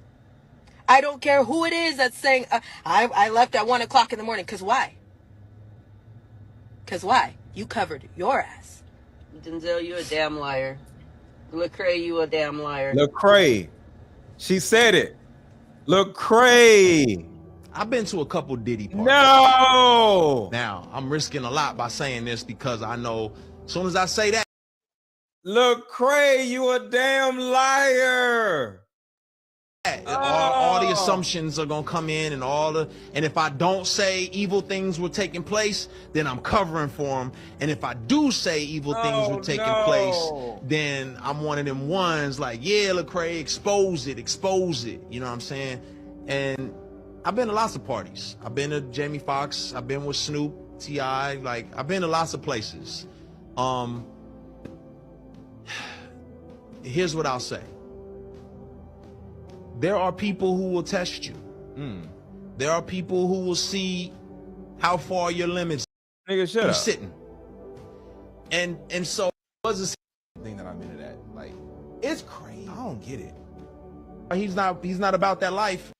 This is oftentimes where you go to connect with people, where you go to meet people. And I have met people here and I have built bonds, and they have said, I have met actors and celebrities who said, man, thank you for being here. I needed your presence here. You're the reason why I know God is walking with me. And we've had conversations since where they're like, man, thank you so much. I appreciate you. Because how you gonna be a light if you never in the dark? Now, if you cannot handle being in the dark, stay up out of certain places, right?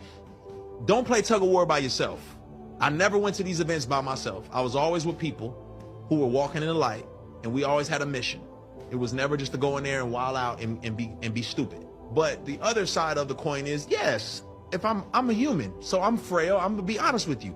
There was moments for me of like, oh my gosh, I'm here. I'm part of the crew. Like, look at me. Yes, I struggle with acceptance and wanting to be associated with greatness. And I got caught up in some of that nonsense internally. Sounds like he's justifying his behavior. Right? Jam and dancing music. There's a little. I'm There you headed go. back upstairs to like the here. And I was like, what? You just don't want to be here at 1 in the morning. Listen. And I was like, now my pride kicked in like, yo, you don't know me. Like, you know what I'm saying? Like, I can handle myself. Like, I'm not some little church boy who ain't never seen nothing. Like, I'm good. Like, you know what I mean? Like, what you talking about? Well, it's probably 12:30. I'm downstairs. I go downstairs to the studio. I come up out the studio, and I'm headed back upstairs to like the main area where everyone's kind of congregating and hanging out. And the music changed. It was like really hard and heavy at first, and then, you know, like jam and dancing music. And it was a little softer. You know, it was a little more sensual when I came out the studio and started going upstairs. And on my way upstairs, there's like this couch. I won't say how the couch is designed, because then that may give away whose party and whose house this was. There was a couch, and on the couch, I saw a couple of guys really going at it, hard and heavy. And man, and I was like, oh, my brain, I'm thinking, well, the celebrity party, people do what they do. Come sit. Now, next thing you know, you're sitting. And so it was never a situation where I felt forced to sit. It was a situations where I was asked, Yay. Sound gay. Do you stand? You sound gay. Do you sir. stand? And I'm like, I don't stand. Oh, okay, cool. And then I was left alone. It was like, oh, he's not about that life. He's not with it. Okay. According to this girl here, you lying, bro. Right. I don't care who it is that's saying, I left at 1 o'clock in the morning. Because why? Because why? You covered your ass. Denzel, you a damn liar. Lecrae, you a damn liar. You a damn liar, Lecrae. You a liar. And this is what I'll say, and I won't say whose party I was at or what party, but this is a crazy situation, right? I was at one of these parties, and for me, said, if I'm a human, so I'm frail. 1 a.m. Make sure you're not here. I'm good. Like downstairs in the studio, I come up out the studio. The music changed. It was like this couch. I won't say how the couch is designed because then that may give away whose party and whose house this was. There was a couch, and on the couch, I saw a couple of guys really going at it hard and heavy. See, he's talking about the gay stuff, but he's leaving out the kid stuff. And man, and I was like, oh. My brain, I'm thinking, well, the celebrity party, people do what they do. As I started moving upstairs, I passed them up and I noticed that. Y'all see how he didn't run out the room when he seen the dudes going at it, right? Let me back up a little bit. Watch this. Listen to what he said. If I go to a party and I see some dudes going at it, I'm leaving the party. Put a 1 in the chat if you leaving the party, if you are at a party at 1 a.m. and you see some dudes going at it. Put a 1 in the chat if you leaving the party right then and there because you ain't gay. I never have, never will see some gay dudes doing gay stuff. Never in my life. Put a 1 in the chat if you would have left after seeing the gay dudes on the couch. But this nigga kept going upstairs. And man, and I was like, oh, my brain, I'm thinking, I saw a couple of guys really going at it hard and heavy. And man, and I was like, oh, my brain, I'm thinking, well, the celebrity party, people do what they do. As I started moving upstairs, I started moving upstairs. So you pass by the dudes going at it butt naked on the couch. Oh, I see them. Let me go upstairs and see what they doing up there. What? You gay? Them up, and I noticed that it wasn't just those two guys. It was more and more people just going at it. I was like, okay. It's time for me to roll. Okay, so you wanted to wait until you wanted to see some more people going at it. And according to them, you lying, sir. And you sound like you lying, sir. You sound like you lying. I don't care who it is that's saying, I left at 1 o'clock in the morning. Because why? Because why? You covered your ass. Denzel, you a damn liar. Lecrae, you a damn liar. You a liar, Lecrae. You a liar.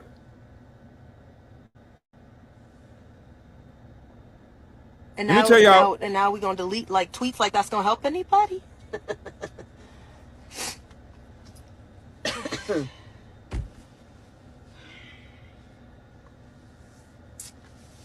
Let me tell y'all what really be happening.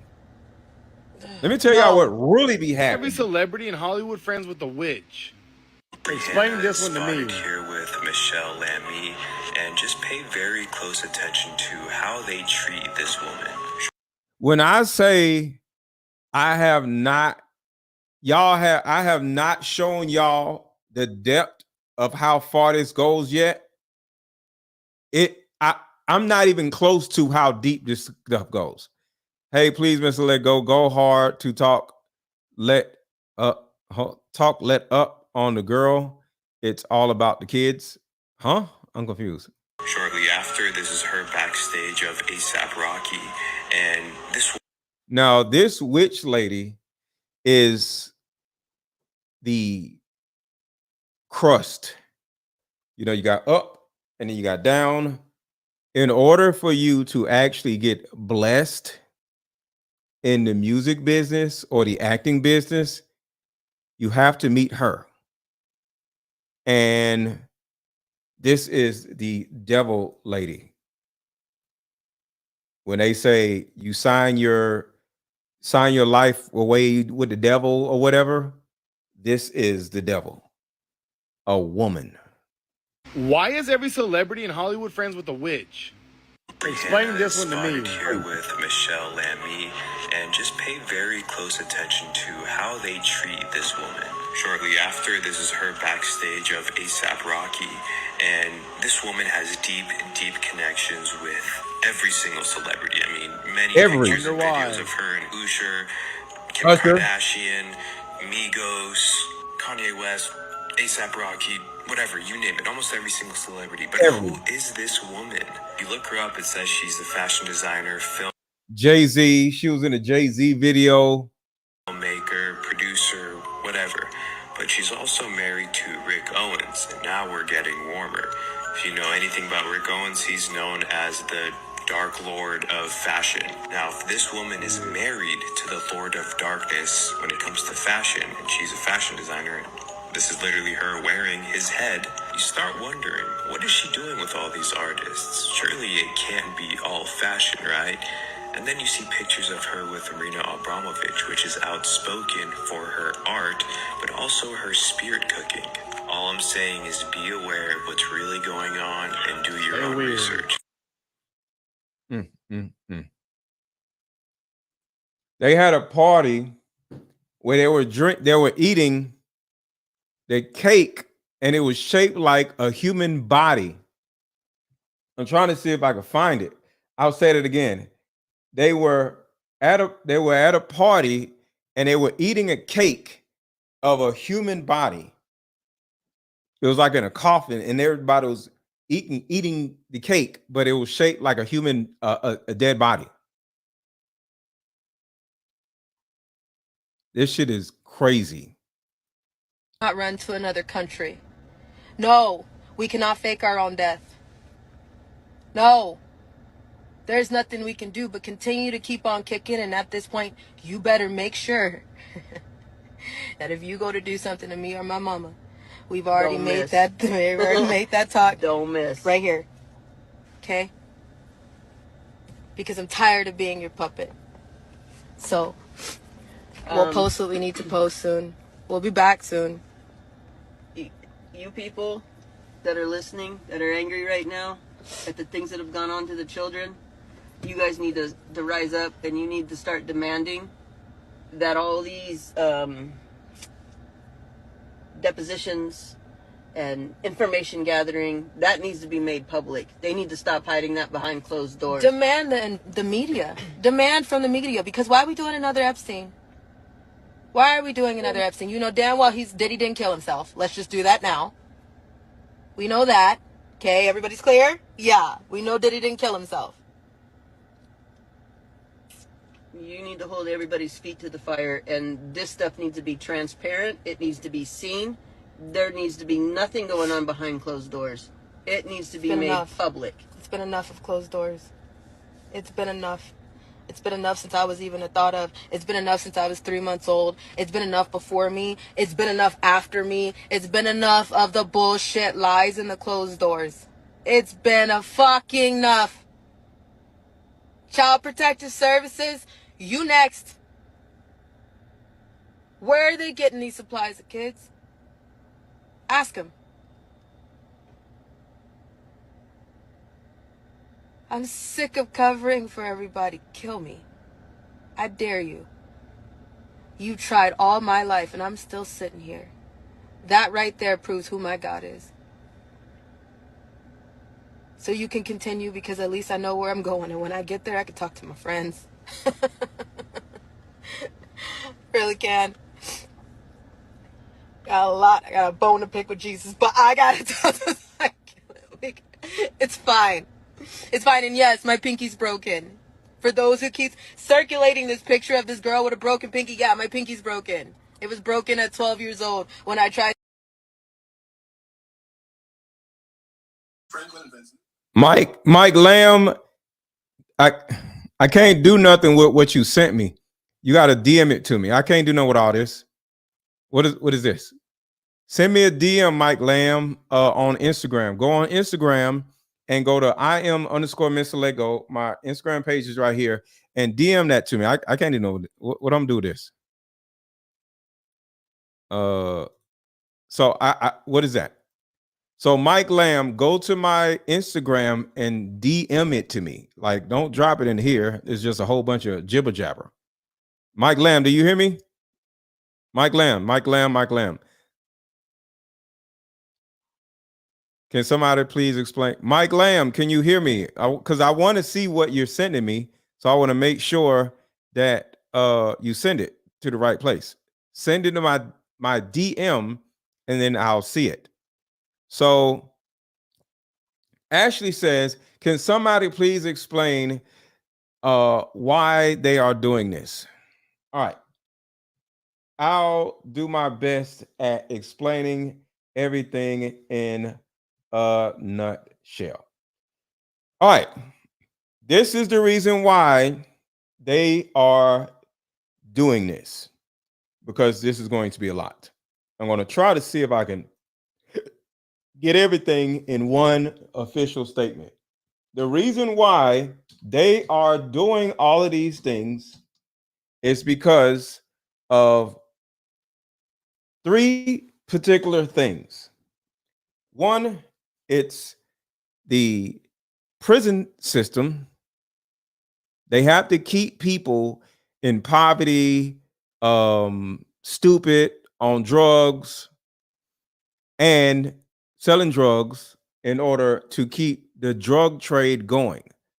So the drug trade is how they make billions of dollars per year, the drug trade. All right. So if you don't have people on drugs, you don't have people depressed, you don't have people stupid, you don't have people who are anti-government,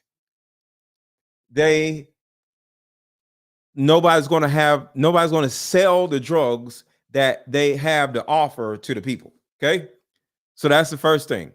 Haven't heard you ask to hit the like button, then everyone for all right, Idris. Y'all gonna have me. All right, so right now, everybody hit the like button. Everybody hit the like button. Hit the like button. Hit the like button. Idris Snow says, "Hey, Mr. Lego, I haven't heard you ask to hit the like button." Hit the freaking like button. Thank you. So the first step is to keep everybody addicted to drugs. As many people as possible addicted to drugs and addicted to alcohol and addicted to food, right? Why? Well, it's something called big pharma. See, there's about 5 different angles in which the government actually makes money. All right. So we're going to list the ways the government makes money. Big pharma is the first way they make money, which means they need everybody to get cancer. I had cancer. The lead attorney just talked about him having cancer. So they need the most people possible to get cancer, to get all kinds of health problems, right? So they can put people on medication.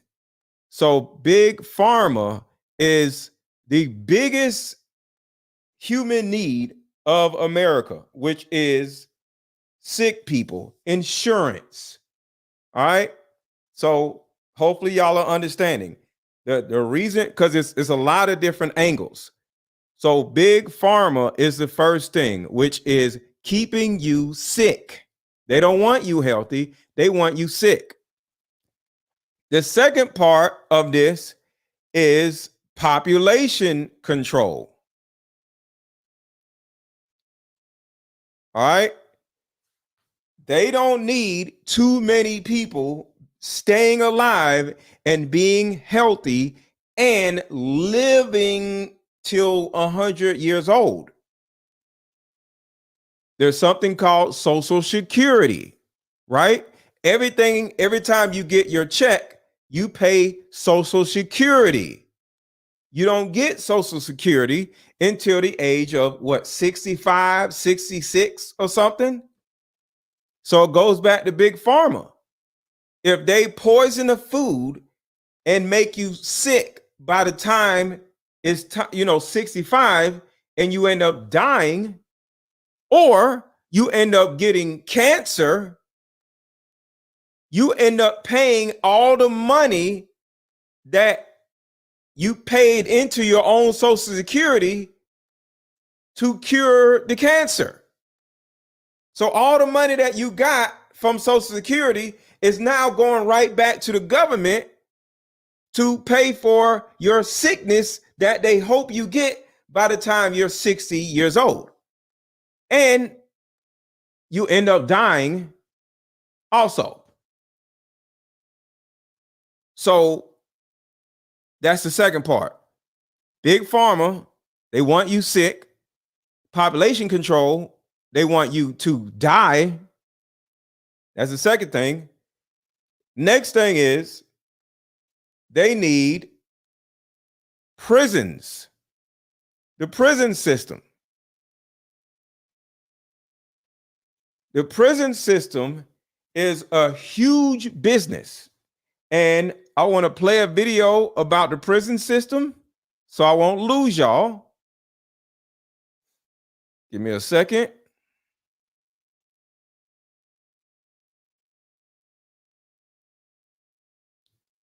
Where is video? Here it is. So here is a video about the prison system. And I'm answering somebody's questions about why is somebody doing this. It's a lot. Oh, shit. So I'm breaking all this down for y'all. Actually, yeah, I'm breaking all this down for y'all. So the prison system is the next part. So the reason why they created, I'll say it again, created rap music is specifically for the prison system. Listen to this. And right here, Mr. Lucy Grange, So I'm going to fast forward a little bit right here. The music industry are in cahoots with private prison owners.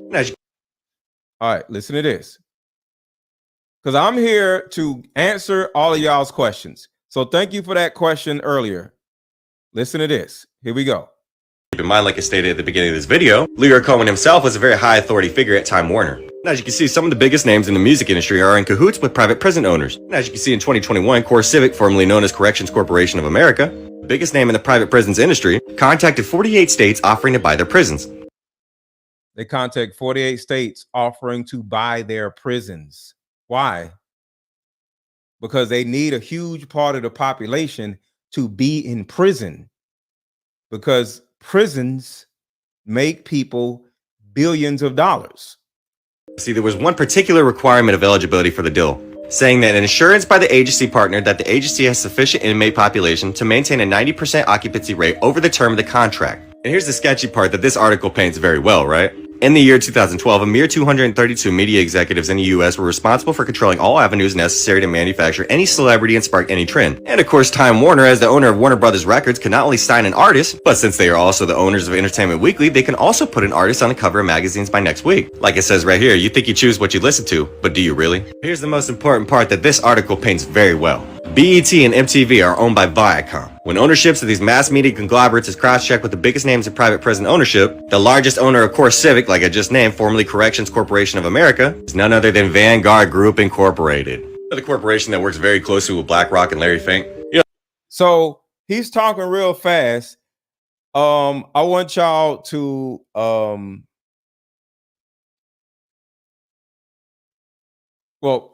I want y'all to just try to slow down and hear Vanguard, BlackRock, and hear these big companies. The corporation who basically has the highest shares in every single major corporation that resides out of America? Yeah, that one. Vanguard is the #1 shareholder in both Viacom and Time Warner. Vanguard is also the largest holder in the GEO Group, the second largest owner of private prisons in the entire USA. Like it says here, the people who own the media and are responsible for putting gangster rap at the center of youth culture are the very same people who own private prisons. So you tell me why this deal is a problem.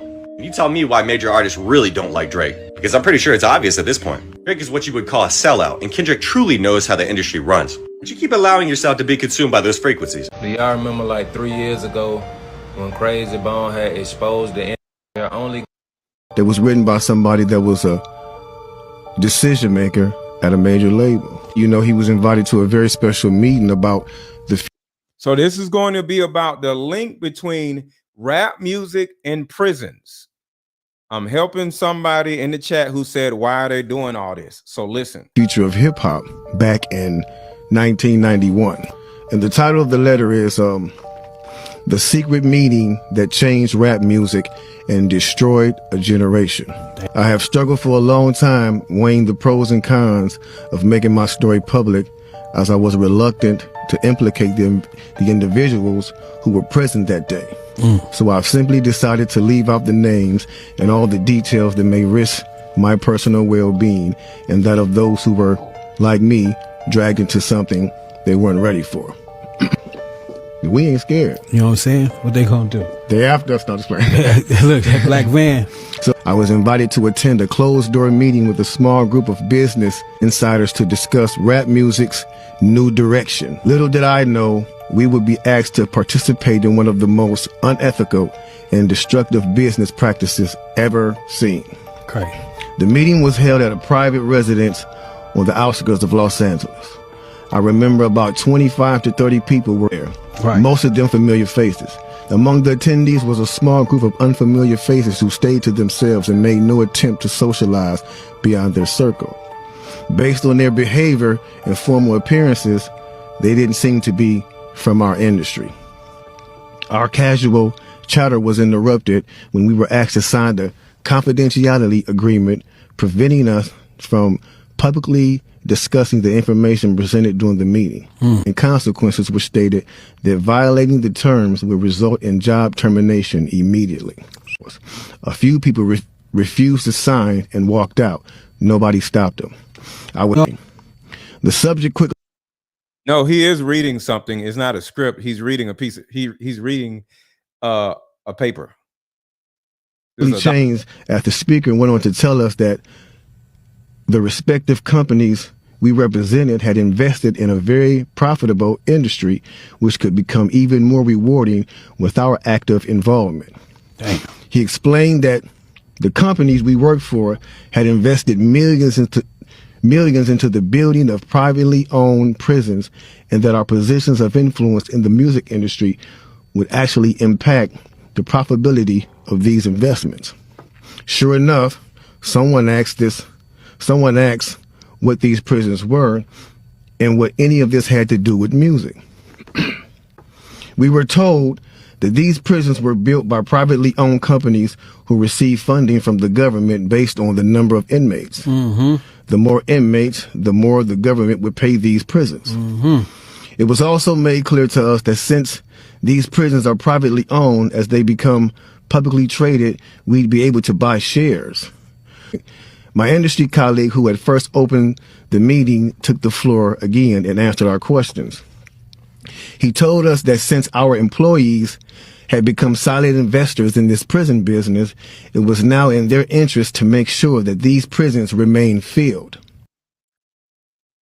And how do they make sure that the prisons remain filled? Does anybody want to guess before I keep playing? We're breaking all of this down.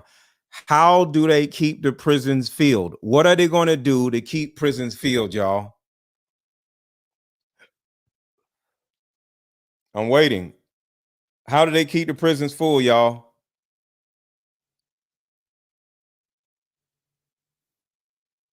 There you go. Influence the youth to do stupid shit. Exactly. Exactly. That's it. Our job would be to help make this happen by making music which promote criminal behavior, rap being the music of choice. He assured us that this would be a great situation for us because rap music was becoming an increasingly profitable market for our companies, and as employees, we'd also be able to buy stocks in these prisons. My days was interrupted when someone shouted, "Is this a fucking joke?" At this point, things became chaotic. Right. Okay.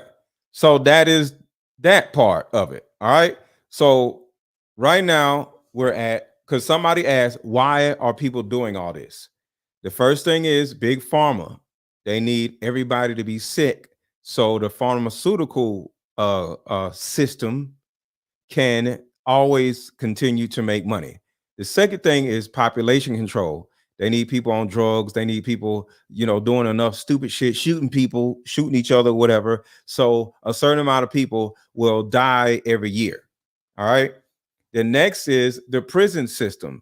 They need prisons to be full every year. And in order to keep prisons full, they have to, push rap music to get the youth to continue doing stupid mess. The next is trafficking. What you ladies do not realize is pussy is a huge commodity.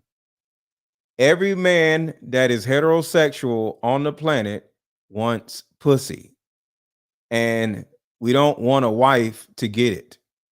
So I would say out of 4 billion men on the planet, let's see, how many men are married in America?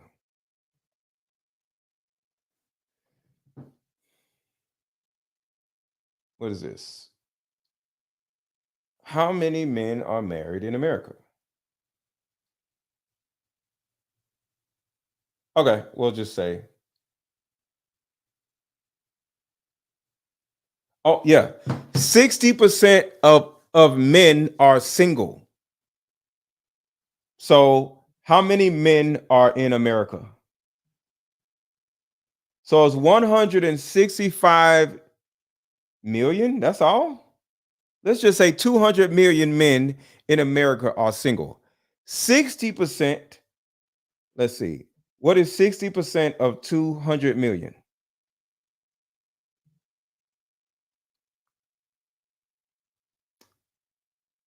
I don't know what that is. Too many. Let's see. 1, 2. I don't know. Whatever. 60% of 200 million is 12 million, I think. I don't know. I think 12 million. So that's 12 million men who want pussy. And we want pussy 2 times, 3 times a week. Right? And we're willing to pay for pussy. So the 12 million men walking around every day in America wanting pussy, we got to get us nowhere. So S trafficking, I'll say S trafficking is a huge, huge, huge commodity. Is almost next to food and water. All right. Because none of us want to get married. The only reason why we get married because we want pussy on a normal basis. We want to wake up the pussy, but the rest of us are okay with going out and getting pussy. But altogether, yes.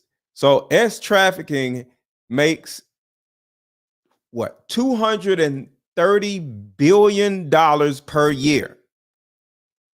I'll say it again, $230 billion per year in S trafficking, whether it's strippers or just straight up sex. All right. The next is Planned Parenthood. Planned Parenthood. Oh, 120 million, not 12 million. Thank you, Ron. There's 120 million men walking around in America who don't have no woman. And all of us want pussy. So, and we willing to pay for it. So that is another part of it. The next is Planned Parenthood. Planned Parenthood is not just about getting rid of children. It's about single motherhood. See, the government cannot screw up children if there are fathers in the home. I'll say it again. The government cannot screw up children if there are fathers in the home. Women are they don't have a lot of sense. All right. Y'all know, as women, y'all don't have a lot of sense. Y'all can't really do too much. Y'all just don't have a lot of sense. So when they give the child to you, it's almost a guarantee that the child is going to grow up maladaptive with a lot of problems and hopefully, to the government, drug problems. All right. So they keep children with the most dysfunctional person on the planet, which is women, in hopes that the woman will do her job and ruin the child's life. So when the child leaves the house, he would end up going to prison or end up being on drugs. All right. So Planned Parenthood has a lot of variables attached to it. The next is the drug trade. The drug trade, the illegal drug trade and the legal drug trade. I'll say it again. The illegal drug trade as well as the legal drug trade. If everybody is happy, if everybody is doing well, nobody would be on drugs, and that would hurt the drug trade. All right. The next aspect of this is they need workers. So the dumber people are, the more people will work jobs. Sorry, because I know y'all have jobs. I'm never working a job ever in my life because I'm not finna be working for somebody else and building their business up. No, I'm building my own business up. So the thing about it is, if they keep more people dumb, it'll be more McDonald's workers. It'll be more just dysfunctional people, right? So if everybody became smart and intelligent and actually stopped paying attention to all this mess, guess what? People will become entrepreneurs and owning their own businesses. And everybody cannot own their own businesses, because if we all own our own businesses, there will no longer be workers. Who's going to fill the potholes? Who's going to work at McDonald's? If y'all go to any of these places, are there children at these restaurants, or are there adults? If you go in Target right now, there are grown ass 40-year-old men and women behind the counter while you're ringing your food up. Am I right or am I wrong? Am I right or am I wrong? You go to McDonald's, it'd be grown ass men at McDonald's. You go to Kroger, Walmart, Target, it'd be grown ass men, grown ass women ringing up your stuff. So all of this is meant to keep the average person stupid, dumb, so they can be grunt workers in order to keep the world moving. All right. And that's not even it. Let me play this. Michelle Lamy said about God. Thinking that people that can. This is the same lady that was this celebrity in Hollywood friends with the witch. So for those who just came in, I'm gonna play this and I'm gonna play the other people because the other one is even worse than this. So I'm gonna play this one and I'm gonna play the other one because I don't want to confuse nobody. Like, why is he playing this lady? So I'm gonna play this one. This one explains who she is a little bit more. Then we're gonna play the other one. Why is every celebrity in Hollywood friends with the witch? Explain this one to me. Here with Michelle Lamy, and just pay very close attention to how they treat this woman. Shortly after, this is her backstage of A$AP Rocky, and this woman has deep connections with every single celebrity. I mean, many pictures and videos of her and Usher, Kim Kardashian, Migos, Kanye West, A$AP Rocky, whatever, you name it, almost every single celebrity. But who is this woman? You look her up, it says she's the fashion designer, filmmaker, producer, whatever. But she's also married to Rick Owens, and now we're getting warmer. If you know anything about Rick Owens, he's known as the Dark Lord of fashion. Now, if this woman is married to the Lord of Darkness when it comes to fashion, and she's a fashion designer, this is literally her wearing his head, you start wondering, what is she doing with all these artists? Surely it can't be all fashion, right? And then you see pictures of her with Marina Abramovich, which is outspoken for her art, but also her spirit cooking. All I'm saying is be aware of what's really going on and do your own research. So you got that. So now we're gonna play this one. He said about God. Thinking that people that can behave like incredible human beings are without the help of a God. This video is for educational purposes only and under the fair use. Michelle Lamy had an article written about her called The High Priestess of Paris. She's married to Rick Owens, who calls himself the Dark Lord of the fashion industry. She can be seen with different celebrities. Of course, here she's wearing something with Rick Owens' head on it. First thing, pray with me. Lord our Heavenly Father, right now we pray for Rick Owens and we pray for Michelle, that you will give them every opportunity to turn towards you. Father, we pray that you give them divine visitation in the name of Jesus. What the hell is he talking about? You don't shut the hell up. Influence our children. You have somebody called the high influence the people that influence our children. You have somebody called Jesus' name, amen. Now understand, they influence the people that influence our children. You have somebody called the High Priestess of Paris and the Dark Lord of the fashion industry and saying that people don't need God. Now that interview was like 10 years ago. Prayerfully she's changing, but it shows the invisible influence of the enemy. Spirits the Bible would call the rulers of the darkness of this age. This is the time now, Christians, to rise up. Preach the gospel like never before. Hit follow to stay updated to see more content as such. The deadline is 3 days away. Teaching on the rulers of the darkness of this age and the. So that woman right there is in control of every rapper and every celebrity because another form of control is to get you to no longer believe in God. Because when you don't believe in God, they can have you doing all kinds of shit and you ain't gonna even think twice about it. And that brings me to this video right here. Y'all know I got a video for every damn thing. Some of y'all seen this video before, but it's very important in this context. I stopped making content for 5 years. You guys remember when all those Vine stars and skit Instagrammers moved to LA in like 20? So I'm gonna fast forward a little bit because a lot of y'all seen this before, but remember the witch lady and think about this. Friendly. But the second they stepped foot into this room, they became touchy, flirty, and suggestive. I was only 19 at the time, so this type of behavior from people that I saw. So remember the Diddy parties. Remember what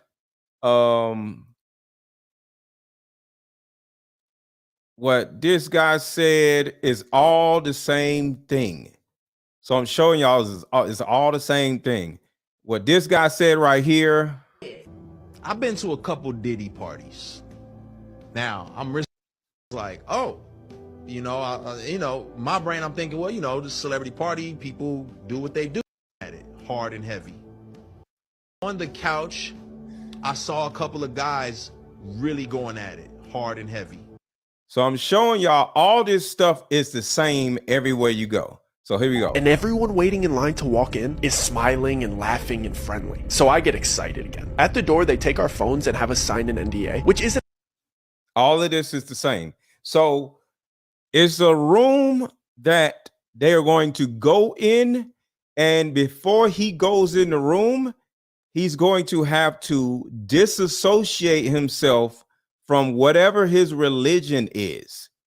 And this goes back to the devil lady that I showed you earlier. Uncommon in house parties like this in LA. And they give us a mask and a name tag with funny aliases. My mask looked like a bear and David's looked like a bird. My alias was Stardust, which David got a crack out of, and his was Banshee. We enter what you could call like the lobby of the house, and as we're walking in, the apparent host of the party starts giving a speech. This man is very eccentric and outspoken, and he's got the cadence of a late night show host, and I spot the agent that invited us standing right behind him. The speech was basically just encouraging everybody to have fun and explaining the itinerary of the night. Apparently, hold on. Before we do that, hold on. I want to show y'all a video about Planned Parenthood because I don't want to go too far. Hold on 1 second. I just seen it. I've been looking for it for a minute. Hold on 1 second because I don't want to be playing all these videos and confusing people. Hold on 1 second. We're going to get to that, but I need to play this Planned Parenthood video because this is a part of how they control people. Hold on, y'all. It is, I just seen it and I missed it. Give me 1 second. Where the hell is the goddamn video? Y'all give me a second.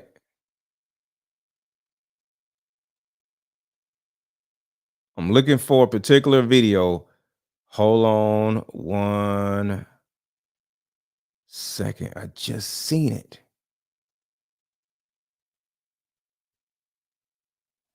Where the hell is the video?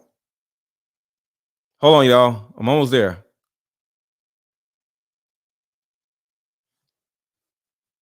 It's not this one. It's not this one. It's not this one. It's not this one. Where the hell is that? Here it is. So listen to Planned Parenthood. Listen to this for a second. We're going to get back to that. 90%. Now, the reason why I'm playing this right now is to continue to answer y'all question. Remember, I said one of the avenues of control is to give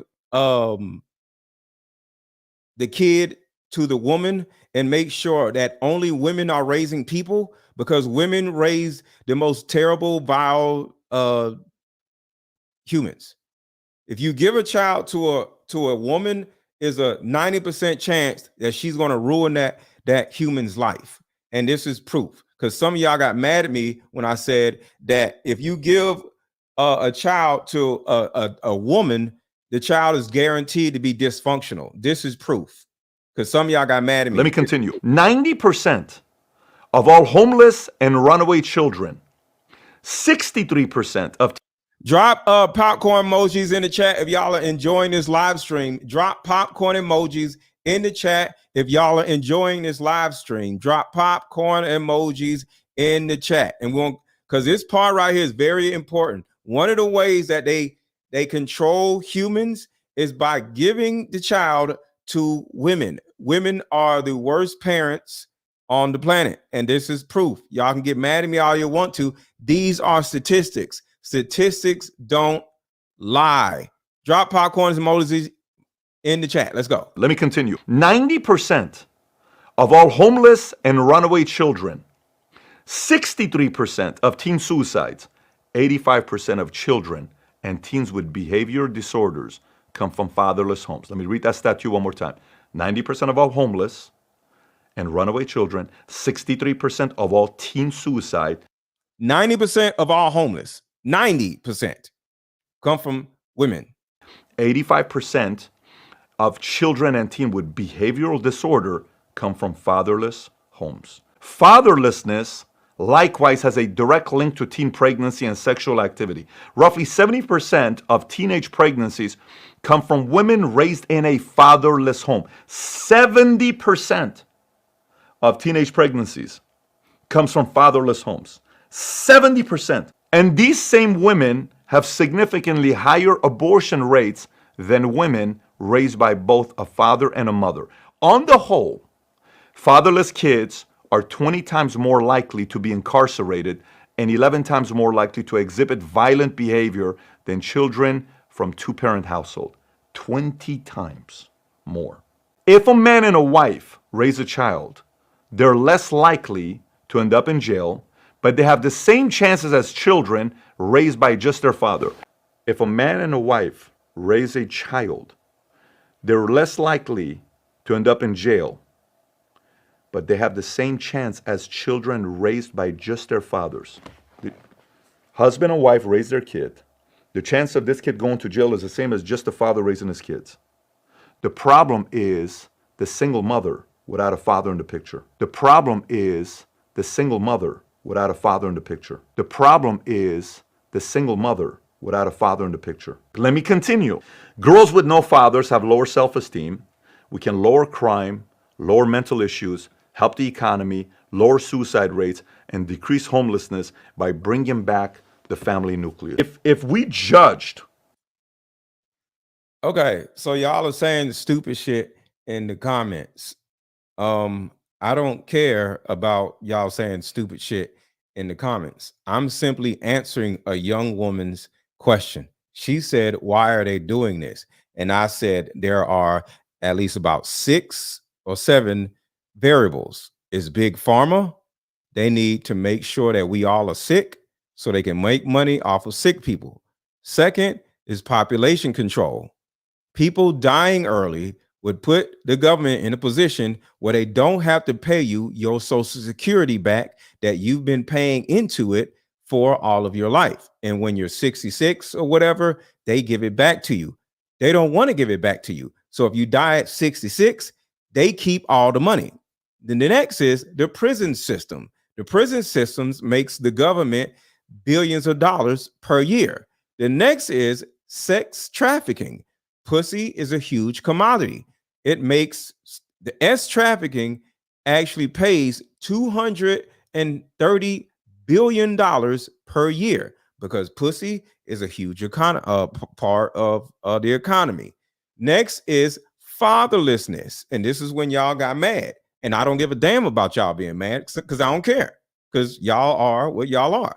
Fatherlessness actually keeps humans stupid and dumb.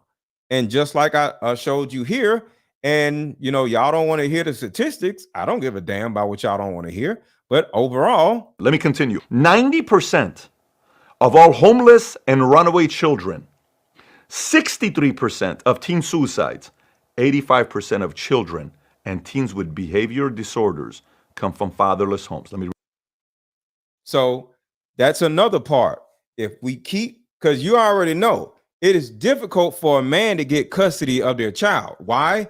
Because if the man has custody of the child isn't going to end up on drugs, stupid, or have all these bad problematic issues, and they're never going to go to prison, and they're not going to have a baby out of wedlock and none of that shit, right?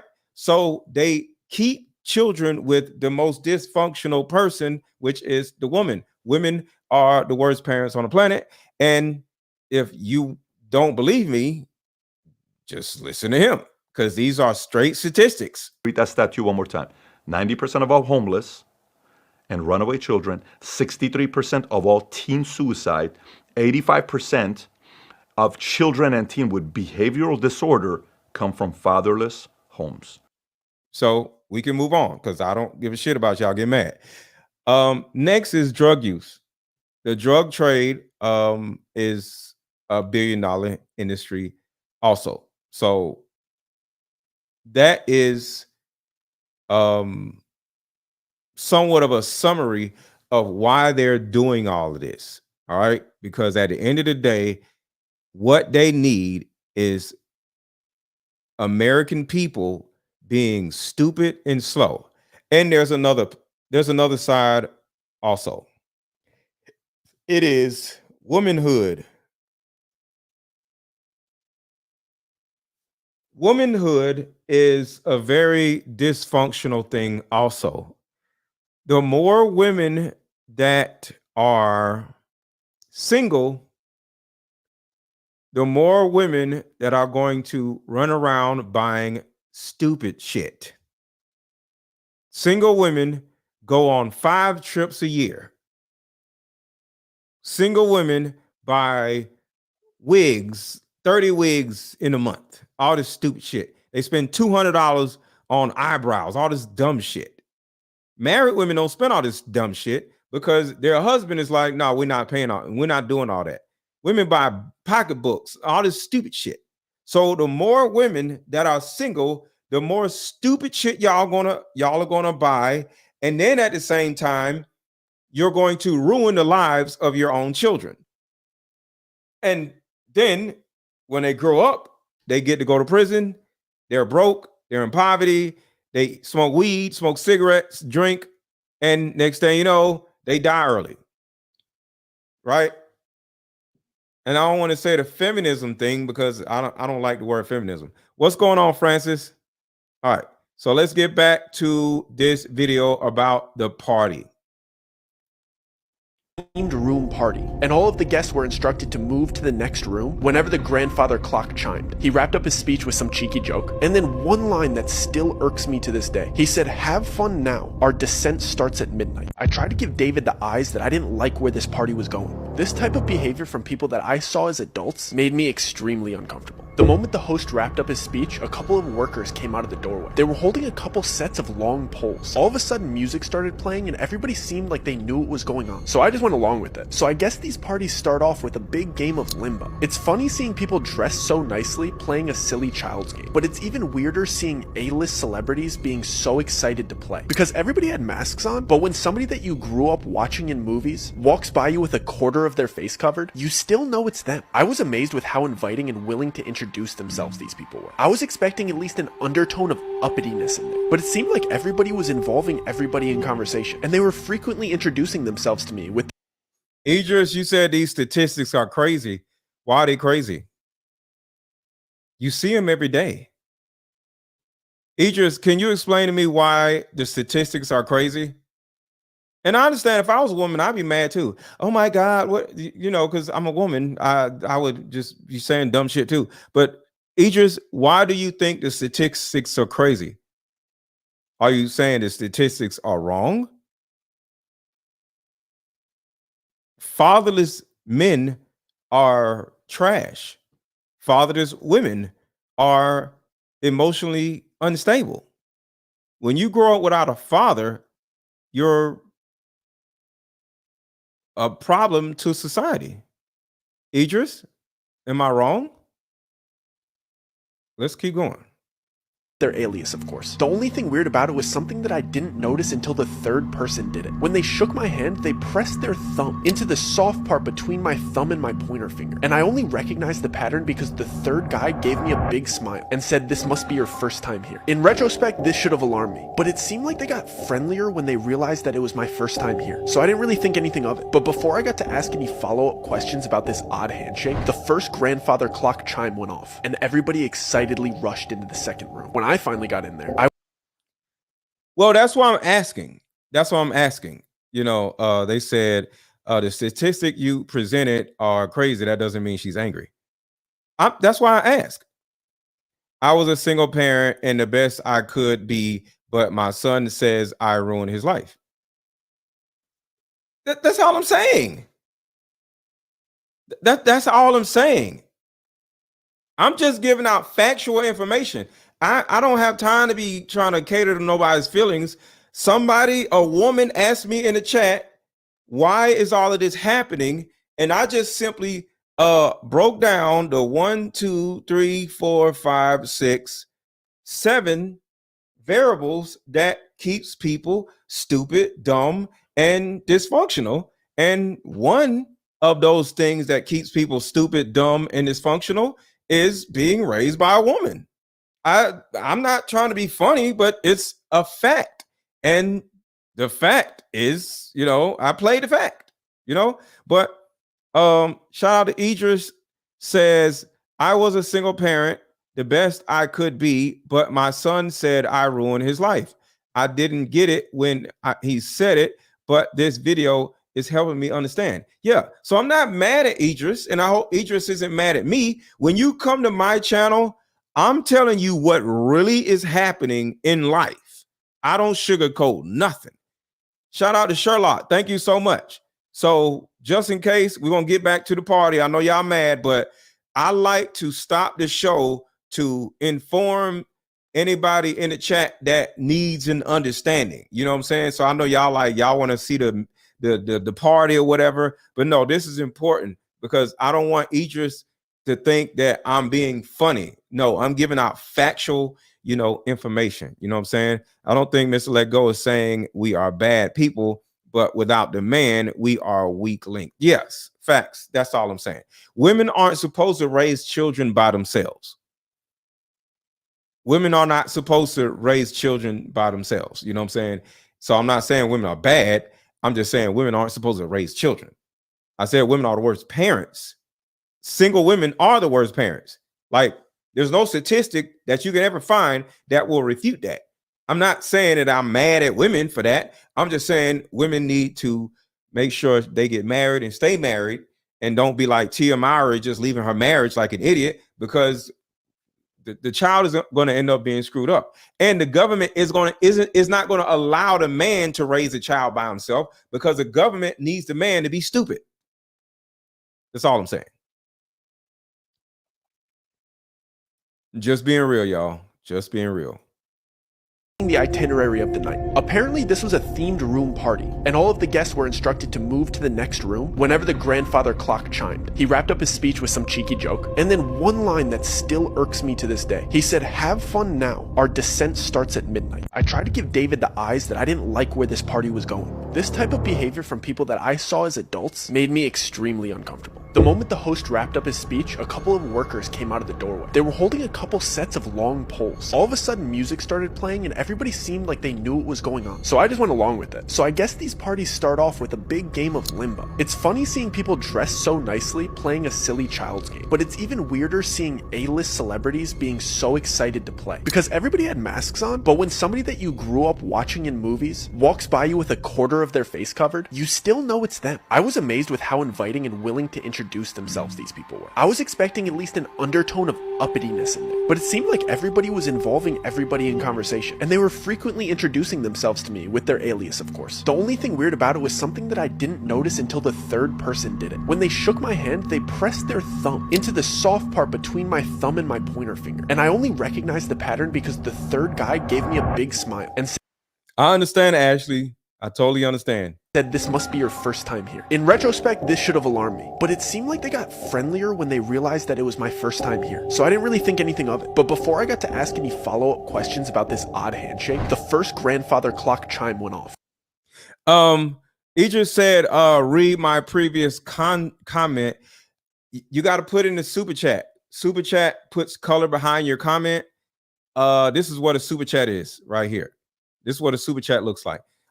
Shout out to Jessica Taylor. Hey, from Australia, my new favorite. Shout out to Jessica. But as you can see, Jessica put her words behind the super chat, and I was able to catch it and read it because there's color behind it. You know what I'm saying? So if you want me to read your comment without missing it, put it in the super chat, and then I'll be able to see it like Jessica right here did. It's, yellow is red, is different colors.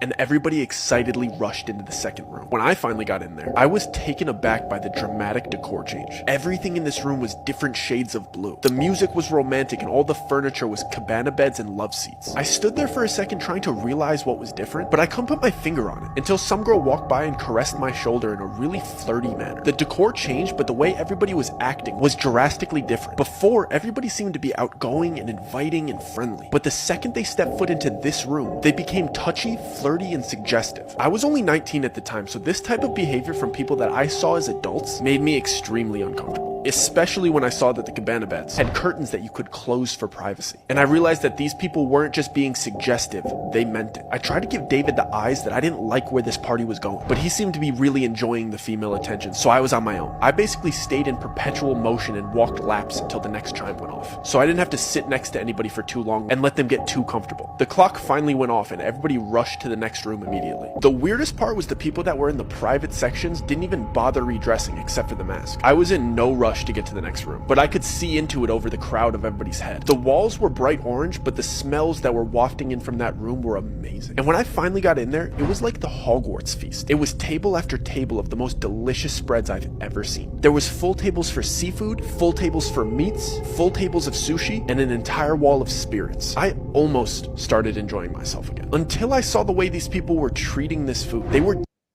And thank you so much, Idris Snow, for understanding, because, you know, I never mean to offend.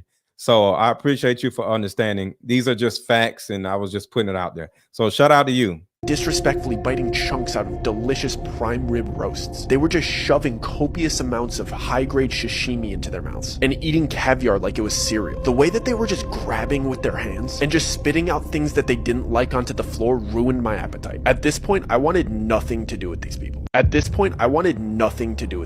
So I went up to the only familiar face in the room. The agent that invited me was the only other person not eating. So I approached him and lifted up my mask, so he'd recognize me considering we'd only met one time. Before I even got out my greeting or got my mask halfway off my face, he abruptly pressed my mask back into place and sharply said, "Mask stay on till the 6th room." He did it in a way that seemed like I was embarrassing him for not knowing the rules. So to ease the tension, I jokingly replied, "So we're only halfway there, huh?" He didn't laugh or make eye contact. He just dismissively replied, "I encourage you to engage in the festivities. A slow drip is better than a flood." He started to walk towards the door as the clock chimed for the next room, like he knew it was about to go off. I didn't like that interaction at all. He's the one that invited me here, and he seemed to have no interest in talking to me. I just kept going over what he said the entire time while we were in the next room. This room was yellow and basically just a casino. I wanted to talk to David privately and let him know that I wanted to leave, but he seemed to just be caught up in the momentum of the party. Plus, there was a roulette table in the room, and David's freakishly good at roulette. So at this point, the winning streak that he's building is the center point of the party. I can't fully focus on what the agent said to me because I have to pretend to be excited about David's winning streak in a fake casino where you're not actually winning money. And like clockwork, the chime goes off. The entire party starts rushing to the next room again, and the vibe changes dramatically. I'm the last person to walk into the bright red room. This room didn't seem to have a specific activity like the others. It was just empty and bright red, and everybody was whispering to each other. For a split second, I thought it might be a big game of telephone or something silly like that, but as I started walking through and brushing shoulders with these people and hearing what they were saying to each other, I started questioning everything. The same people that I saw laughing and celebrating and eating together were whispering the most heinous, offensive comments directly to each other. I mean things that you wouldn't even say behind your friend's back, they were saying it to their face. I'm talking friendship-ending secrets and personal opinions about each other laced with envy and jealousy. I hurried to a quiet corner because I was sick of hearing everybody's dirty laundry after walking around for a minute and a half, and it all clicked. I knew exactly what this party was. I see the host ask the first person in line a question before having them repeat something that he said. When I tell you I am done with this party, I'm absolutely not doing that. All the dots start connecting in my head while everybody's being horrible to each other around me. I'm trying to recap the whole night and remember the order of each room to solidify my suspicions, but the chime for the next room goes off. This time everybody gets eerily quiet and calm, like they got all of their venom out. The host of the party announces for all of the newcomers to come to the front. All of the attendees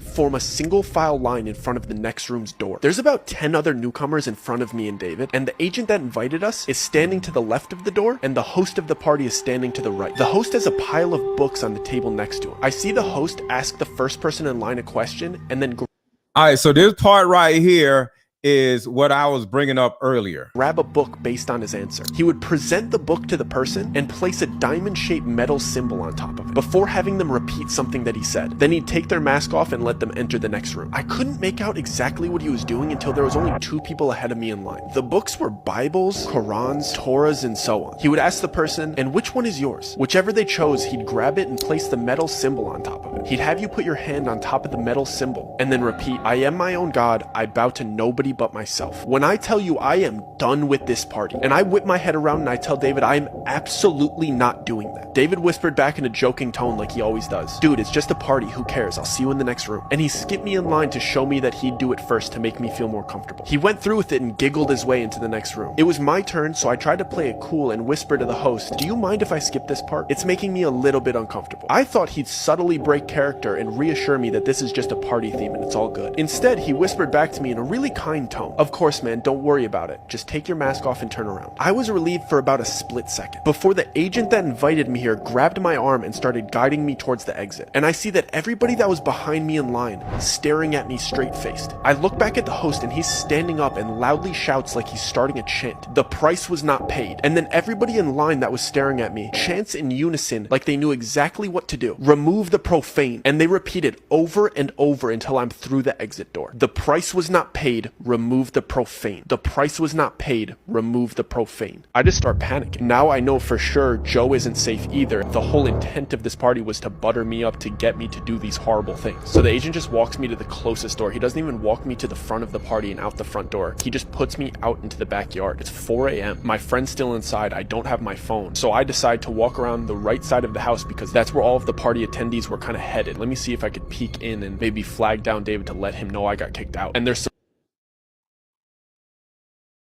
Quick commercial break. Up with a solution that will help every woman watching, regardless of age, regardless of background. See, in my 7 years of coaching women, the number one thing that I hear in my coaching sessions is her issue or tumultuous relationship with her mother. So what I've done is come out with a card game that will actually help mothers and daughters come back together. We have to get to the source of a woman's pain, her inadequacies, her insecurities, and heal that little girl inside of her before she goes out in the world as a woman. I call Like Mother, Like Daughter, therapy in a box. Therapy in a box is 50 questions for the daughter to ask the mother, questions that you always wanted to ask. And it's also 50 questions for the mother to ask the daughter. But when you're able to ask the questions that you always wanted to ask to your mother without her getting upset, without her pulling rank on you, the lines of communication are now open. When women are finally able to forgive their mother, forgive their father, forgive what happened to them, and most importantly, hear her mother's side of the story that she never divulged to you, relationships outside of the household would then blossom. Because for most women, there's a hurt little girl inside of her that never had an opportunity to be seen or heard. All of the resentment, the lack of being heard, but all that stops when you buy my new Like Mother, Like Daughter card game. Order it now. The link is under this video. Click the link and let's start healing.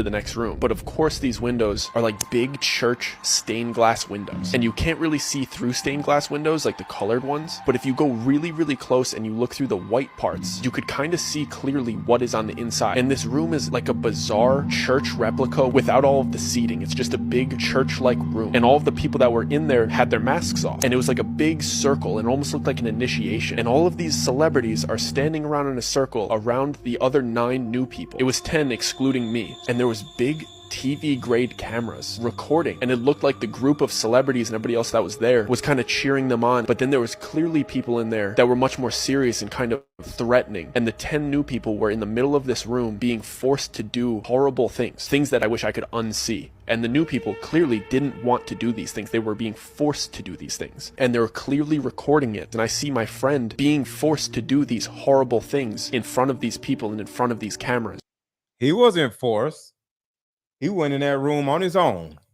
I just start panicking. I don't know what to do. So in my head, I'm like, I just need to get out of here. So I start speed walking to the front of the house, and I'm thinking I need to get out of this gate. There's only one street. We're on Laurel Canyon, so it's either I go left and start running towards Studio City, or I go right and start running towards West Hollywood. I'm not about to go knock on other people's doors. I'm just trying to get back to like civilization, and I'm trying to remember if we're closer to Studio City or if we're closer to West Hollywood. I don't even know. As I get to the front of the house, one of the employees is standing there, and he's standing in front of a car, and he has my phone. I'm not sure if if he knows that I just saw everything. So I'm kind of standing there deer in headlights, but he just politely goes, here's your phone and here's your ride. Don't worry, the driver will take you home. So I take my phone and I sit in the car and I'm trying to gauge to see if this driver has any malicious intent, but he doesn't seem to. And within the first 3 minutes, I know that they don't think I saw anything. They were just getting my stuff prepared and my car prepared to take me home, because they're under the impression that I didn't see anything too bad. And I got kicked out before any horrible things started happening to people inside of this party. So I get in the car and I'm checking my phone. My phone was fully charged when I got here, so I don't know what they did, but my phone won't turn on. I have to sit through this 30-minute car ride. One of my best friends is back at this party getting mistreated and recorded doing horrible things, and I can't tell anybody. So I get through this 30-minute horrible, suspense-filled car ride, thinking about all of the people that were so nice to me inside of this party, and the whole intent of this party was to butter me up to get me to do these horrible things. And when I finally get back to my apartment, I run upstairs, I plug my phone into the charger, and the first texts that come through are from my friend Joe. And I completely forgot that my friend Joe was coming to visit me. He was coming on a little mini vacation, and I was going to play tour guide and show him around the city. So now I'm thinking I only have like 4.5 hours to sleep before I have to go pick up my friend from the airport, and I still don't know if my other friend is okay. So I'm blowing up David's phone because he's still at this party, but I set a timer so I get to the airport to pick up my other friend. So I barely get any sleep. I drive to LAX to go pick up Joe, and I drive him back to my apartment. And when I'm coming back into my apartment, David's in the lobby and he's talking to some other big creators, like bouncing video ideas. It's like 9:30, 10 a.m. at this point, so everybody's just kind of having coffee by the cafe and chatting. I tell Joe to go upstairs to my apartment and drop off his luggage, and I go ask David if I could talk to him really quick. I'm clearly very distressed, and he's being very jokey with me, and he doesn't seem like anything bad happened. And he's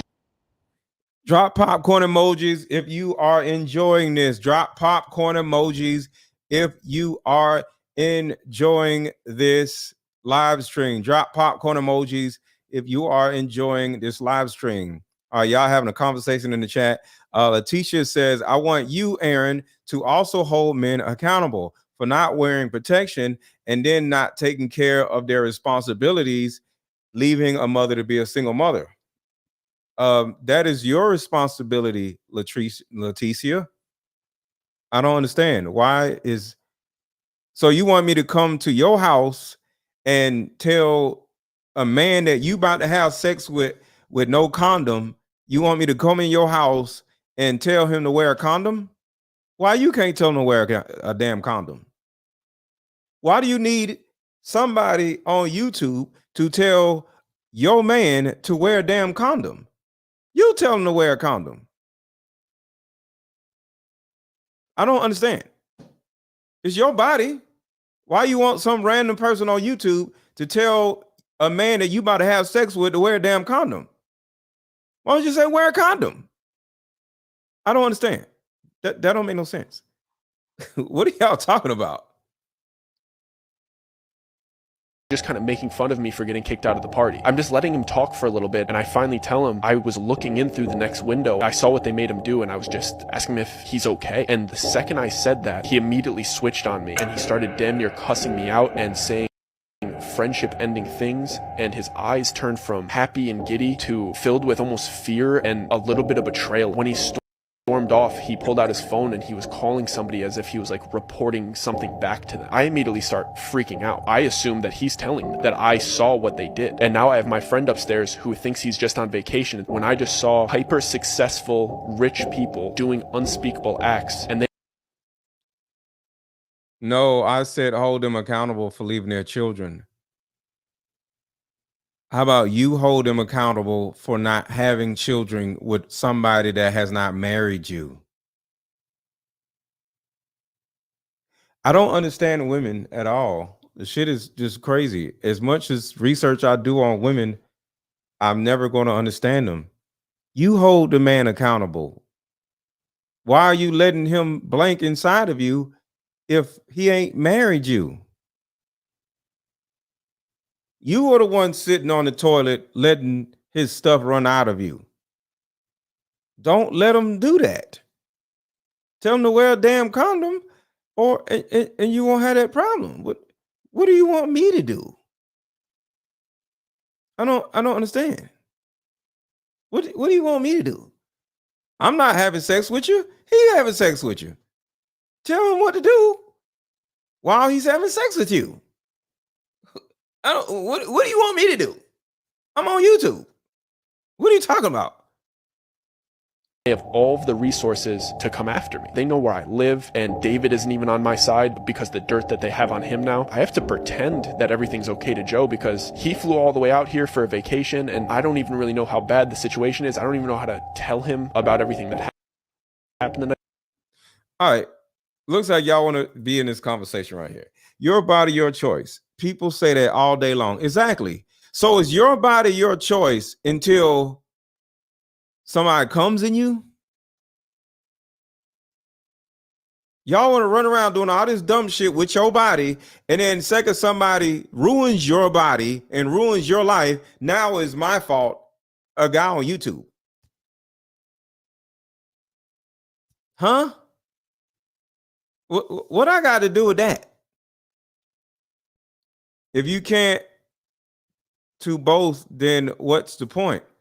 The point is you have standards and requirements of what goes inside of your body. That is the point. Stop letting men nut in you and you won't have these problems. Why am I speaking on women only? This whole live stream is shitting on a man. What are you talking about? You're speaking on women only. This whole live stream is talking shit about a man. Is P. Diddy a woman or a man? I need you to answer that question, Leticia. Is P. Diddy a woman or a man? I'm gonna wait because you don't piss me off now with all this bullshit. I don't know why there's women, and then women, see, women love to blame men for their lives being all screwed up. Shit is crazy. You have proven women need to take the lead. Yeah, of your pussy. I never told anybody to say, hey, a man is in charge of your pussy. You're in charge of what you do with your pussy. It's your pussy. What are you talking about? So this whole live stream is about a goddamn man, and y'all you in the comments talking shit to my, you always talk about women. I'm talking about a damn man. I've been shitting on a man, talking shit about a man for the last 2 goddamn weeks. What are you talking about? I ain't said shit about women for 3 weeks. Every video I've done for the last 2 weeks has been shitting on a man. What are you talking about? If y'all don't leave me the hell alone with all this dumb shit.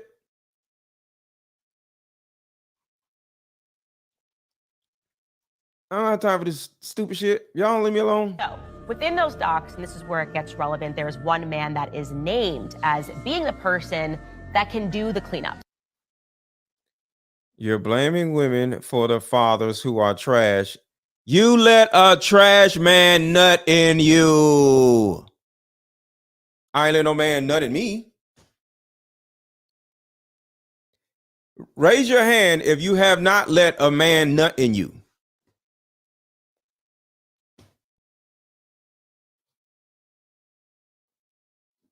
I'm just saying. Raise your hand if you have never let a man nut in me. I've never let a man nut in me. Ashley never let a man nut in her. What are you talking about? Just don't let a man nut in you. I don't understand. I've never seen nut that ain't mine in my life in person. What are you talking about? Nut doesn't get close to some of us or the majority of us. What are you talking about? Stop letting men nut in you and you won't have no problems. Make the nigga wear a condom, you ain't got no problems. What are you talking about? You mad and you want some dude on YouTube to tell men to not nut in you? What kind of dumb shit is that? What are you talking about? So, back to the show, because y'all get on my nerves. Right? This is the guy that you are supposed to call if you get into any sort of a scenario. So in these docs, it says Mr. Combs instructs his staff to always contact Mr. Muhammad, that is Fahim Muhammad, if they are ever pulled over by the police in Miami or California. And upon information and belief, this is regarding the shooting that took place at Chalice Recording Studios. Again, he is alleging that Diddy and his son shot someone. And after that shooting, the documents say explicitly that Mr. Muhammad spoke with the LAPD after G was shot. Hold on, this is the wrong damn video. Back to this girl. Didn't work. So there's a lot of parts of my body that pops and locks and shit because a lot of people started tying me up, and I'm really small. If you've ever met me, I'm really, really small. So people used to use me a lot for. Oh shit. Hold on. Let me back up a little bit. So y'all don't got me all the way from the show. Where I'm going, and when I get there, I can talk to my friends. Really can. I got a bone to pick with Jesus, but I gotta talk to it's fine. It's fine, and yes, my pinky's broken. For those who keep circulating this picture of this girl with a broken pinky, yeah, my pinky's broken. It was broken at 12 years old when I tried to fight back, and that didn't work. So there's a lot of parts of my body that pops and locks and shit because a lot of people started tying me up, and I'm really small. If you've ever met me, I'm really, really small. So people used to use me a lot for baby jobs. So people used to use me a lot for party favors. That party favor that I was on the table, I wore wigs too. So if you want to turn those videos around, I have a wig on for some of those. Idris says, my son says the same thing. He's 21. He always says he doesn't understand women. You keep it real, Mr. Lego. Thank you. But yeah, that's what I'm saying. Like, women just do the dumbest shit, and then they get mad at the world for the shit instead of you. The shit is weird.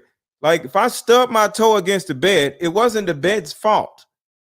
I ran my foot into the side of the bed. But if I was a woman, I guess I would blame the bed for my foot hurting. Shit is crazy. Women just run around blaming. I don't know. That shit is crazy. They never take accountability for the stupid shit they do. This shit is crazy.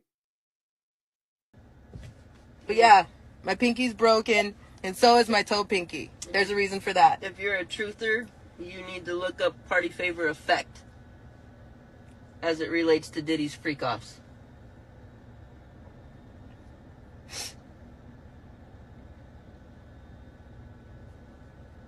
This is not just one problem. This is decades worth of an issue. You know that, right? Damn. Decades. He's one of millions. The party's just been going for forever, and everybody just got there. Hello, and thank you. For those who are like, I've been sitting with you this whole time and I believe you, thank you. You have no idea how much y'all mean to us. There ain't no money there's no price that anybody could put on that to say unconditionally. See, let me tell y'all the difference between y'all and this young lady. This young lady had no choice. This young lady was taken from foster care and was made into a party favor. She had a pimp that controlled her every move. And she ain't got no kids.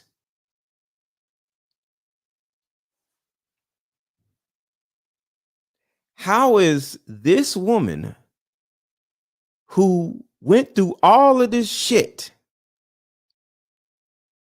was tied up, all of her orifice, just whatever, but she ain't got no kids? And y'all in the chat talk about y'all want me to hold men accountable for what you doing with them. This woman was getting R'd and M'd because she was 15 years old, but her ass ain't got no kids. So how is that, ladies? The women that are doing things at their will get all these fatherless kids. But this woman was a party favor, was doing things against her will. No kids. no kids. She ain't got no baby daddy. She ain't running around trying to hold men that she chose to be with accountable. She's holding men who tied her up accountable. She's holding men that put something in her drink and made her fall asleep accountable. She's holding men that trapped her in closets and shit accountable. But you did everything on your own and you got babies with no daddy. Why she ain't got no babies with no daddy? Interesting. Interesting.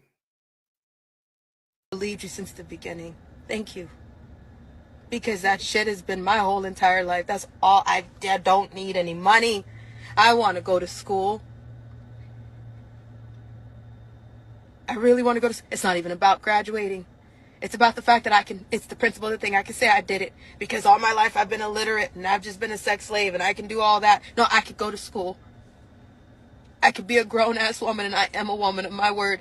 I'm a choreographer, and I love kids even though I can't have kids. So if you have met me in this time, I thank you for spending the time that you have with me. He's not a man that walked away from his responsibilities.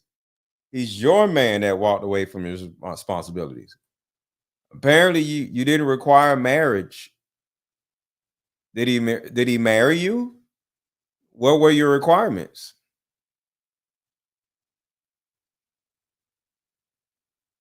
And to everybody in the chat or everybody watching, this is the reason why women need fathers. Because when a woman or a girl does not grow up without a father, and I'm talking about a girl in the chat and not the girl up here. Well, the girl up here too. Fatherless women end up like this woman in the video, or they end up like the woman in the chat whining about how I need to hold some man that got her pregnant accountable. Well, why didn't your father hold him accountable, Leticia? If you got a father, don't you need to be talking to your father instead of me? What is happening here? I don't know. Because now that you see all this stuff on Twitter, and now that you see all this stuff on social media, you've met the real me. You've spent time with the real me. You know that I would do anything to keep a child safe. You know that I would do anything to have some peace. So if you have met me in this time under the name of justice, you now have gotten to know me. So whatever you see on social media, thank you for making that decision to say, I've seen this and I've seen this. And now you can use your brain to see the truth. So we'll be live soon. And we'll also be dropping an affidavit soon. I don't know what's supposed to come from that. I don't even care. It is what it is. So, all insurance holders on standby, please, because I have a feeling this shit is not gonna end. You know the drill. We're at the starting line of all kind of bullshit again. Hopefully it's not gonna pause. Hopefully we're not gonna stop. Hopefully it's not going to be a slap on the wrist and then he kills himself and then he sits in the jail cell and everybody goes back to putting their head in the sand. Hopefully people understand that this is not about an election because the election is canceled because everybody is on the list. Let me tell you something. They make sure in those parties that they have blackmail evidence. So if they go down, they taking everybody down with them. I pray to God that this is the day. I pray to God that this is the time, because all the victims deserve some type of justice, and it's just a matter of taking accountability and somebody saying, we are fucking sorry that we didn't hear you guys forever ago. There are people who are dead. There are babies who have lost their lives because nobody was listening. I want to say this to the young lady because maybe she's watching. I don't know. I want to say sorry on behalf of the men that have done these things to you. I'm sorry. We're sorry. I can only do what I can because we men are some very evil, terrible people. And not all of us, but a lot of us, not some of us, a lot of us. Because as I've been going down this rabbit hole, is so many men that are turning their backs on their community for some freaking money. And I think it's disgusting. Now, are all of the men as terrible as Diddy? No. But there are plenty other men that are levels lower than Diddy, and they're terrible people too. So, ladies, I understand. Even the young lady that was talking about how a man walked away from his responsibilities. I know it's difficult dealing with men that, excuse me, that literally just only want to have sex with you and walk away, whether you got pregnant or not. He don't care. And you're sitting here like, yo, I thought you loved me. I thought it was going to be a family. I'm pregnant. Where you going? I know that is horrific because you're talking about abandonment issues. That's double abandonment issues because he's not only walking away from you, he's walking away from his baby. But at the same time, you as a woman have to be accountable for your own actions because the young lady in this video, she didn't have a choice. See, I'm apologizing to her, not y'all, to her, because y'all didn't go through the things that she went through. And some of y'all may have went through one thing that she's been through. But this young girl was trafficked. Y'all weren't trafficked. Y'all made decisions for whatever reason that put y'all in bad situations. But this young lady, she didn't have a choice. And to hear her say that her bones pop because she's been tied up so many times is terrible. And it wasn't just Diddy. It was everybody at those freaking parties. And it's sad how the men don't, they just discard women like a candy wrapper and don't even care what happened to the girl after they did whatever they did to her. It's disgusting. And to any of you in the chat, if you've been through something like this young girl has, where you didn't have a choice, I want to apologize to you also. But if you had a choice, I'm not apologizing to you because you had a choice. You did that. You did that shit. But if you didn't have a choice and things were forced upon you, I want to apologize for that.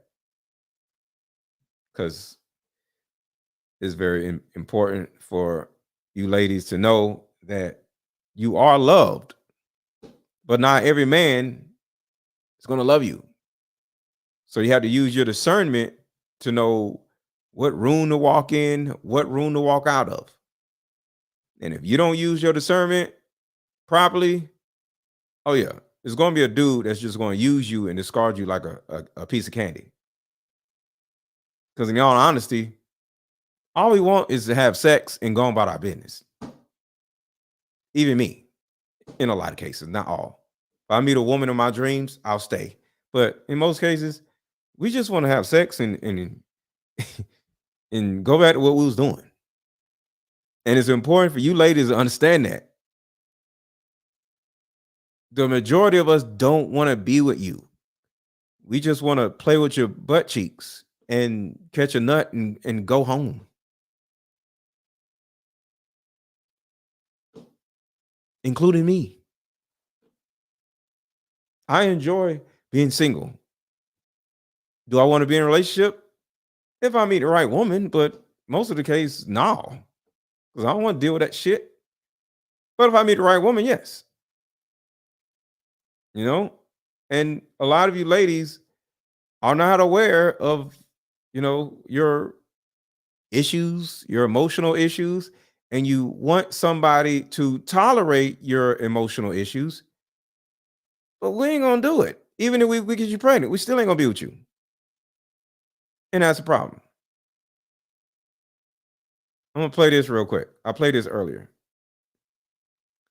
Water for the trip. Yeah, I got you. This is an example of we don't want to deal with this shit. Like, who the hell wants to deal with this shit? I'd rather be single than be in this dumb shit like every day of my life. Who the hell? This is misery right here. Watch this. This is the stupid shit that a lot of women put men through. And babe, can you get extra water for the trip? Yeah, I got you. Why's my music not playing?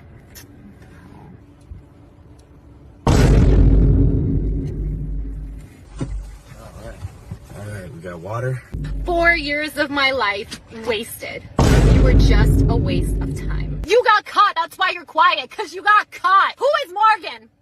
You got a girl's name in your Bluetooth, so obviously Morgan was in this car. Go ahead, talk. I'm really curious how you're going to explain this one. This is a rental car. I wouldn't want to be with a man who is just chasing skirts. It's not about chasing skirts. It's about avoiding this bullshit here. This man is miserable. This man in this video is miserable. Who the hell wants to deal with this shit? It's not about chasing skirts. It's avoiding emotionally disturbed women. So it's actually opposite of chasing skirts. It's avoiding skirts. I need you to understand that. It's not chasing skirts. It's not being able to control our lust. It's avoiding emotionally unstable women.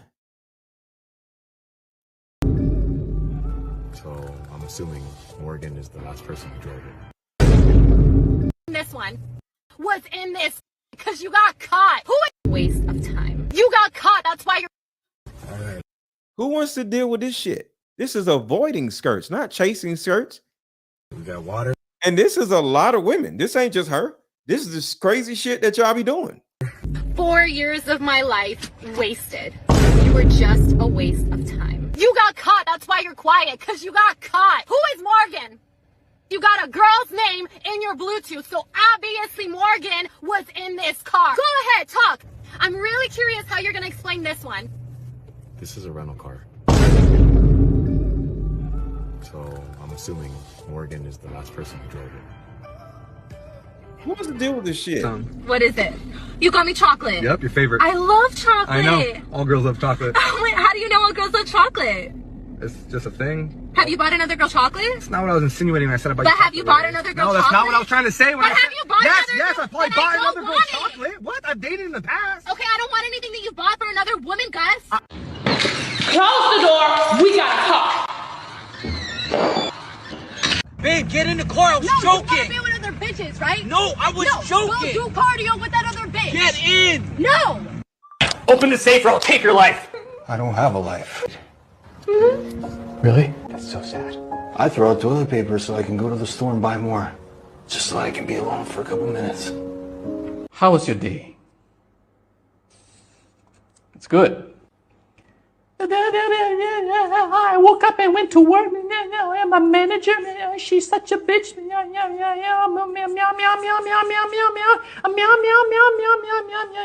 Lunchtime, ice lemon. And she hit me with the, when I tell you how I feel, acknowledge how I feel. See someone getting crushed by weights at the gym, and you're like, let me help you. And they're like, no, just acknowledge I'm getting crushed by weights. It's like, no, let me lift the weights Let up. me lift the weight off you. No, just look at me and be like, man, Oh that must my be so God. heavy for you right now. And then they're like, thank you so much, while their arms are shaking. My manager. She's such a bitch. Meow, meow, meow, meow, meow, meow, meow, meow, meow, meow, meow, meow, meow. Who wants to do all that shit? I was just on the last live stream, like, you know, whole prostitution. One time, one day becomes legal. Just buy some ass, and we ain't got to worry about it. No, I don't want none of that shit. I have a very beautiful, peaceful life, and if the right woman came in and knew how to shut the hell up, yeah, we can have a great life. But I don't want to deal with that bullshit. So I'm just saying. So yeah, y'all can sit here and say, all y'all want to do is chase women. No, we avoid women. We avoid women. We avoid women. Nowhere in hell. Unless she's the right woman. She's the right woman, we cool. And do this real quick. I need everybody in the chat to click this video. Click the link. Sorry. I need everybody in the chat to click the link in the chat that I just dropped. Everybody click the link in the chat. I'm building a community where we're going to be able to have all the chat discussions that y'all be having in the chat. We're going to bring it over to my website, and we're going to be able to hang out there, talk about different things. Y'all can share ideas or what you want me to go live about. We're going to have a ball, and then we're also going to have a weekly Zoom call where we can talk about whatever it is that you want to talk about. I've been a coach for about 6-7 years, and I want to get back in my coaching bag. So everybody that are watching, is 330 people in here. I need everybody watching to click the blue link that is in the chat or pinned at the top of the chat. It says join Let Go Mafia. I got drawn in, and it's for men and women. It's going to be about learning. It's going to be about having fun. It's going to be about coaching. It's going to be about learning how to make money. It's going to be about dating, everything. So everybody right now, click the blue link that is in the chat. Do y'all see the blue link that is in the chat that says Mr. Join Let Go Mafia? Do y'all see it? Put a 1 in the chat if y'all see the blue link that is in the chat that says Join Let Go Mafia. Put a 1 in the chat if y'all can see the blue link. I've been one for 25 years. You've been one what for 25 years? I missed that. All right, so y'all see the link. Okay, cool. All right, so click the link and join my community, and we can bring all of this offline and have fun in there. I just started it, so we got to work it out or whatever. But yeah, when I get enough people in it, we're going to have a coaching class. We're going to have all kinds of fun. So click the link that is in the chat or pinned at the chat. Great video. Thank you. I appreciate that, Ashley. I appreciate you. So I'm about to go look at some TV. And oh, there we go. Yeah. Click the link. Click the blue link. Click the blue link. It's only $20 a month. It's only $20 a month. And we're going to bring the chat over to Let Go Mafia so we can continue these conversations and we'll become a society. Go watch Babylon. What's Babylon? Let's see. Babylon movie. What is Babylon? Here's some information about Babylon. Decadence, depravity, and outrageous excess lead to the rise and fall of several ambitious dreamers in 1920s Hollywood as the What is that? It looks like some old people stuff. Mike Lamb, what is Babylon? See, Mike, join Let Go Mafia, and we can have a watch party on one of these videos. Because I want to have a watch party with Blink Twice. It's about Diddy parties. Okay, I'll check it out. But Mike Lamb and the rest of y'all, click the link that says join Let Go Mafia. Because I want to have our first watch party. I want to watch Blink Twice again. I want to go watch Blink Twice again because Blink that was a good ass movie. So y'all join the link that is in the chat, Let Go Mafia, and in a few days, if enough people join, we'll have a watch party, and whatever movie that y'all want to watch, we'll all watch it together. So I am out, and most likely I'll be back tomorrow. Trust me, in this one, it's better than Blink Twice. It's better than Blink Twice. All right, I'll check it out. I will check it out. All right, but like I said, join Let Go Mafia. Hit the link, hit the blue link in the chat, and let's have a watch party with whatever movie that y'all suggest. But click the link and join Let Go Mafia before we do that, and then we'll have a watch party once y'all join. See y'all on the other side.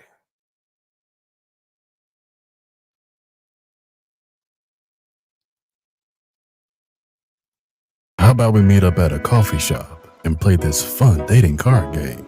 We'll have fun and see if we're compatible all at the same time. Ooh, what's the name of the game? It's called Deeper Discussions. I'm down. Okay, meet you at 6. Fellas, buy this card game. Ladies, buy this card game. Buy about 2 or 3 card games. The main reason why people can't stay together isn't because they don't like each other no more. It's actually because their present family issues come up or their past family issues come up. But when you play Deeper Discussions, you'll be able to understand a person's family issues up front. This game can be played with either 2 people or an entire group. So have fun. Question number 1. Name a time when money was the main factor why a relationship went bad. Deeper Discussions Dating Edition. Again, these cards are good for vetting a potential boyfriend, a potential girlfriend, a potential husband, a potential wife. The texture of these cards are so soft and silky, by the way. Like they ain't gonna really get wore out. Durable. A dating card game for introverts who have a hard time asking the much needed compatibility questions. Deeper Discussions, the card game. Came up with a solution that will help every woman watching, regardless of age, regardless of background. See, in my 7 years of coaching women, the number one thing that I hear in my coaching sessions is her issue or tumultuous relationship with her mother. So what I've done is come out with a card game that will actually help mothers and daughters come back together. We have to get to the source of a woman's pain, her inadequacies, her insecurities, and heal that little girl inside of her before she goes out in the world as a woman. I call Like Mother, Like Daughter, therapy in a box. Therapy in a box is 50 questions for the daughter to ask the mother, questions that you always wanted to ask. And it's also 50 questions for the mother to ask the daughter. But when you're able to ask the questions that you always wanted to ask to your mother without her getting upset, without her pulling rank on you, the lines of communication are now open. When women are finally able to forgive their mother, forgive their father, forgive what happened to them, and most importantly, hear her mother's side of the story that she never divulged to you, relationships outside of the household would then blossom. Because for most women, there's a hurt little girl inside of her that never had an opportunity to be seen or heard. All of the resentment, the lack of being heard, but all that stops when you buy my new Like Mother, Like Daughter card game. Order it now. The link is under this video. Click the link and let's start healing.